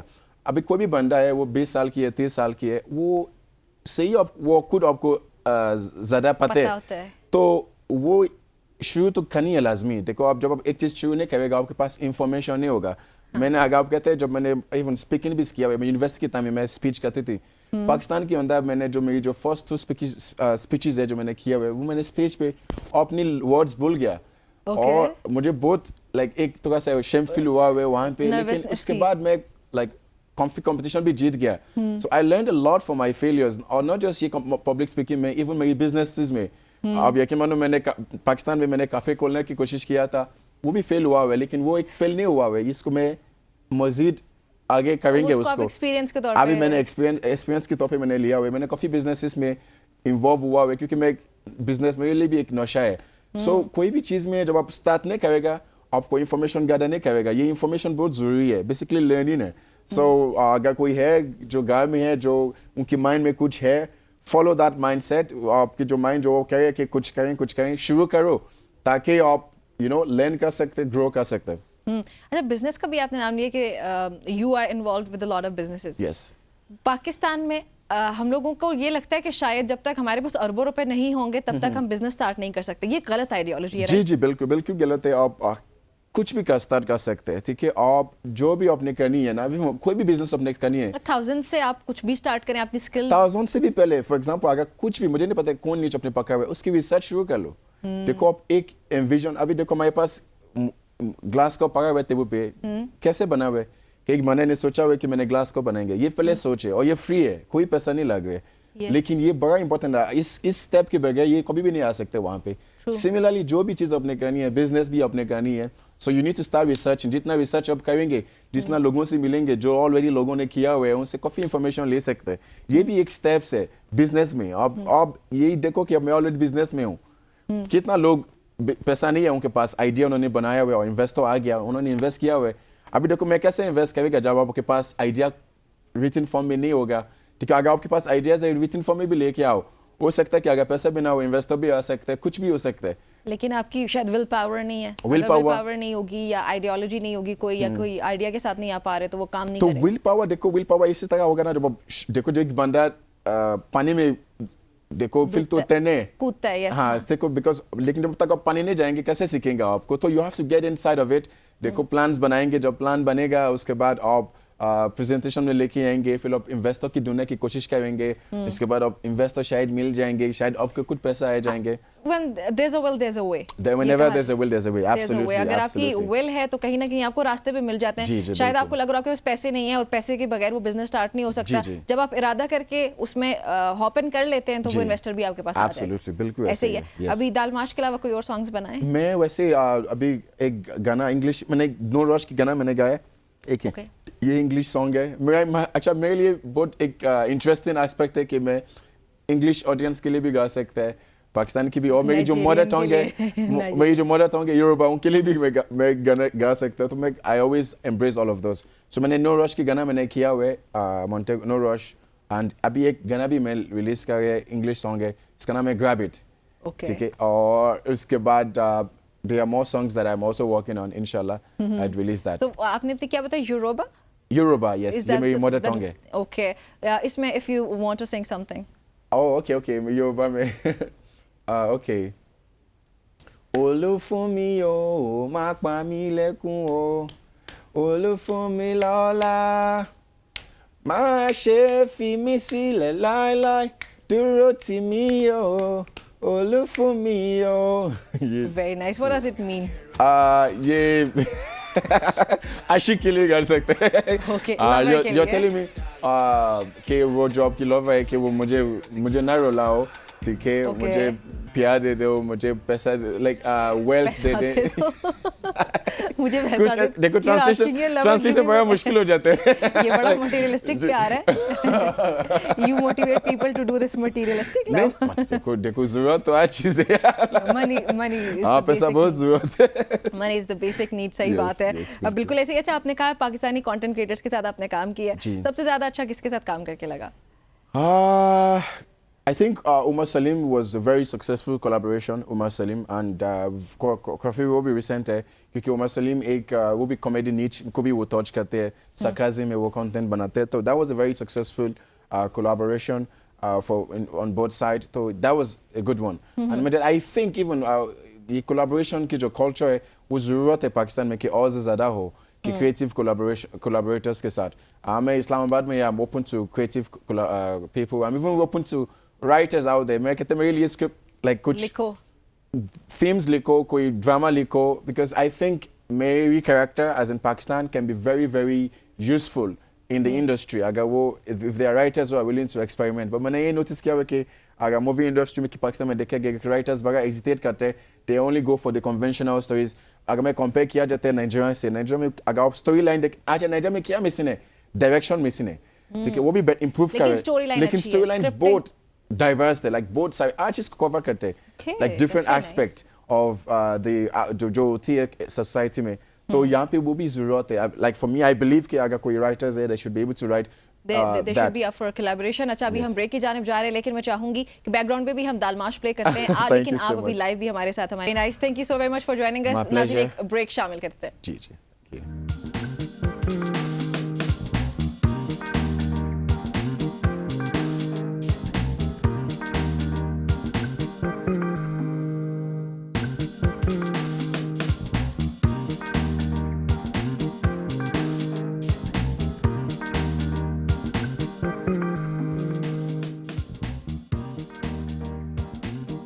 Welcome back everybody. एक बार फिर से खुशामदीद कहते हैं आपको सुबह की सोच में. इस वक्त सुप्रीम कोर्ट की जानिब बढ़ने की कोशिश करेंगे, क्योंकि वहाँ पर नैब तरमीम कदम करार देने के खिलाफ हुकूमती अपीलों पर समात होना करार पाई है. अगर पिछली समात की बात करें जो इससे पहले हुई थी, उसमें वीडियो लिंक के जरिए इमरान खान साहब पेश हुए थे और उन्होंने कहा था कि मैं दलाइल देना चाहता हूँ, और उन्होंने फिर उसके बाद रिक्वेस्ट की थी ज़ाती हैसियत में पेश होने की. लेकिन आज भी एक्सपेक्ट यही किया जा रहा है कि वीडियो लिंक के जरिए वो पेश होंगे. बशारत राजा इस वक्त सुप्रीम कोर्ट से हमारे साथ ही मौजूद हैं. बशारत, अपडेट कीजिएगा इस केस के हवाले से, कब समात शुरू होनी है, इमरान खान साहब ने कैसे पेश होना है?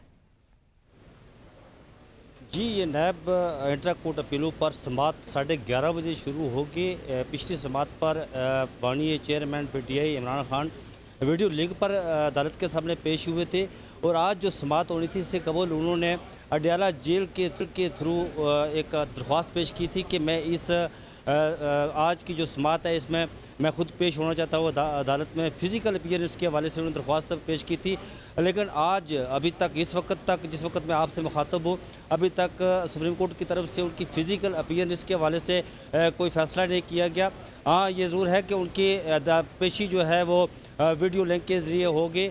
केस की समात चीफ जस्टिस काजी फाइसा की सरबराही में 5 रुकनी लार्जेस्ट बेंच करेगा, जिसमें जस्टिस अमीनुद्दीन खान, जस्टिस अतर मिनुल्लाह, जस्टिस असन नज़र रिजवी और जस्टिस जमाल खान मंदोखेल इस बेंच में शामिल हैं. गुज़श्ता समात पर बहुत ही अहम किस्म के सवालात उठाए गए थे इस बेंच की तरफ से. जो नैब अमेंडमेंट लाई गई थी, नैब अमेंडमेंट का जब लाई गई थी तो साबिक चीफ जस्टिस उमर अता बंदियाल के सरबराही में 3 रुकनी बेंच ने उस जो अमेंडमेंट लाई गई थी, जो तरमीम लाई गई थी, उन्हें कालादम करार दिया था.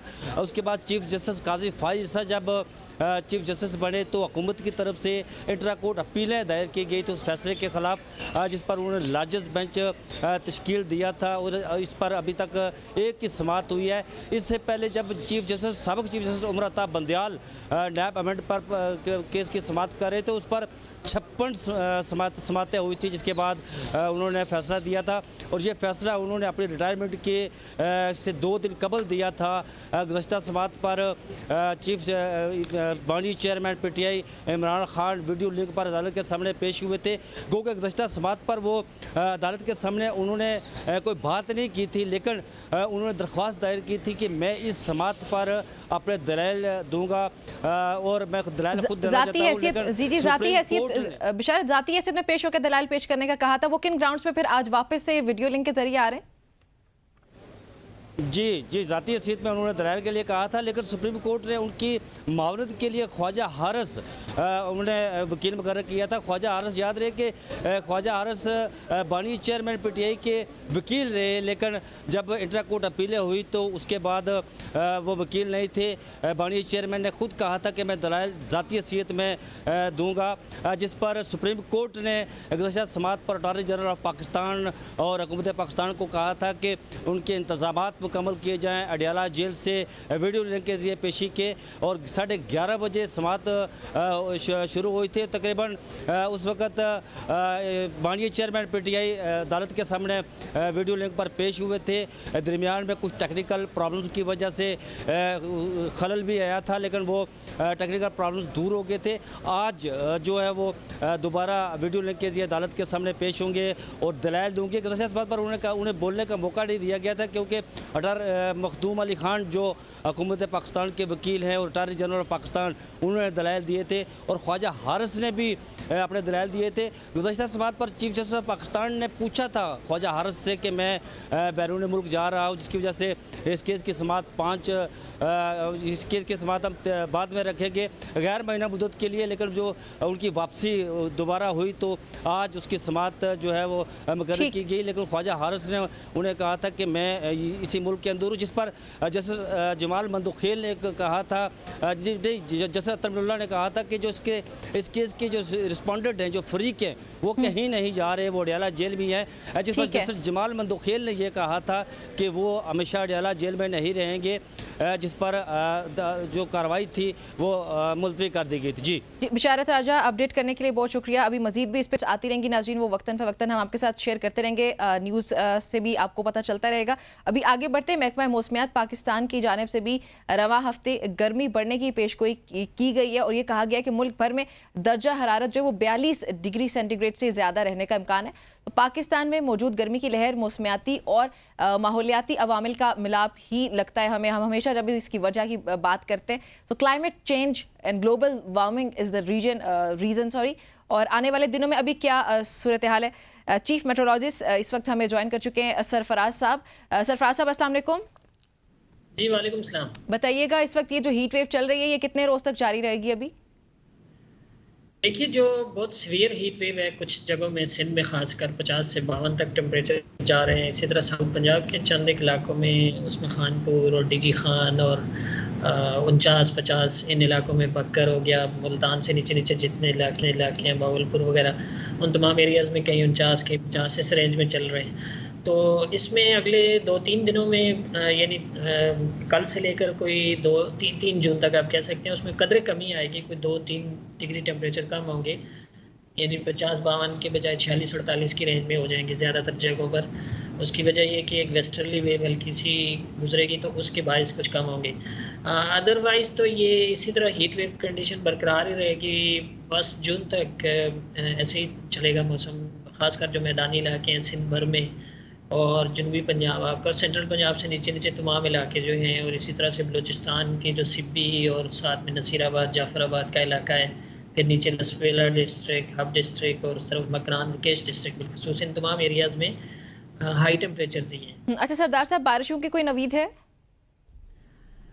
کوئی 4-5 جون کو 2 دن ہے، 2 یا 3 دن، وہ بھی نارتھ میں ہی ہے، یعنی آپ کے لاہور سے اوپر لاہور اور گرد و نواح آپ کہہ سکتے ہیں، لاہور اور اوپر گجرانوالا اور سیالکوٹ، ناروال، جیلم، پھر پنڈی، اسلام آباد، اور اسی طرح سے کے پی کے جو وسطی کے پی اور شمالی کے پی کے علاقے ہیں جو اس میں، اور گلگت بلتستان اور کشمیر میں اس پٹی پر ہی بارش ہے، یہ کہیں آندھی واندھی اور کہیں ہلکی بارش، کہیں درمیانی بارش، باقی نیچے ساؤتھ میں تو کوئی بارش نہیں ہے، یہاں تو گرمی ہے۔ ٹھیک ہے جی سردار صاحب، بہت شکریہ ہمیں جوائن کرنے کے لیے۔ ناظرین، ابھی کچھ روز کے لیے جاری رہے گی، سو گھر سے باہر نکلنا اتنا ضروری اگر نہیں ہے تو کوشش کریں کہ گھر سے باہر نہ نکلے، ڈائریکٹلی سن ایکسپوزڈ نہ ہو، اور اگر کہیں ضروری طور پر جانا ہے سو اس صورتحال میں کوئی گیلا کپڑا وہ اپنے سر پہ ضرور رکھیں، چھتری وغیرہ، گلاسز کا استعمال کریں، پانی زیادہ پئیں، پانی اپنے پاس بھی رکھیں، اپنا خیال رکھیں۔ ہمیں اجازت دیں، اللہ حافظ۔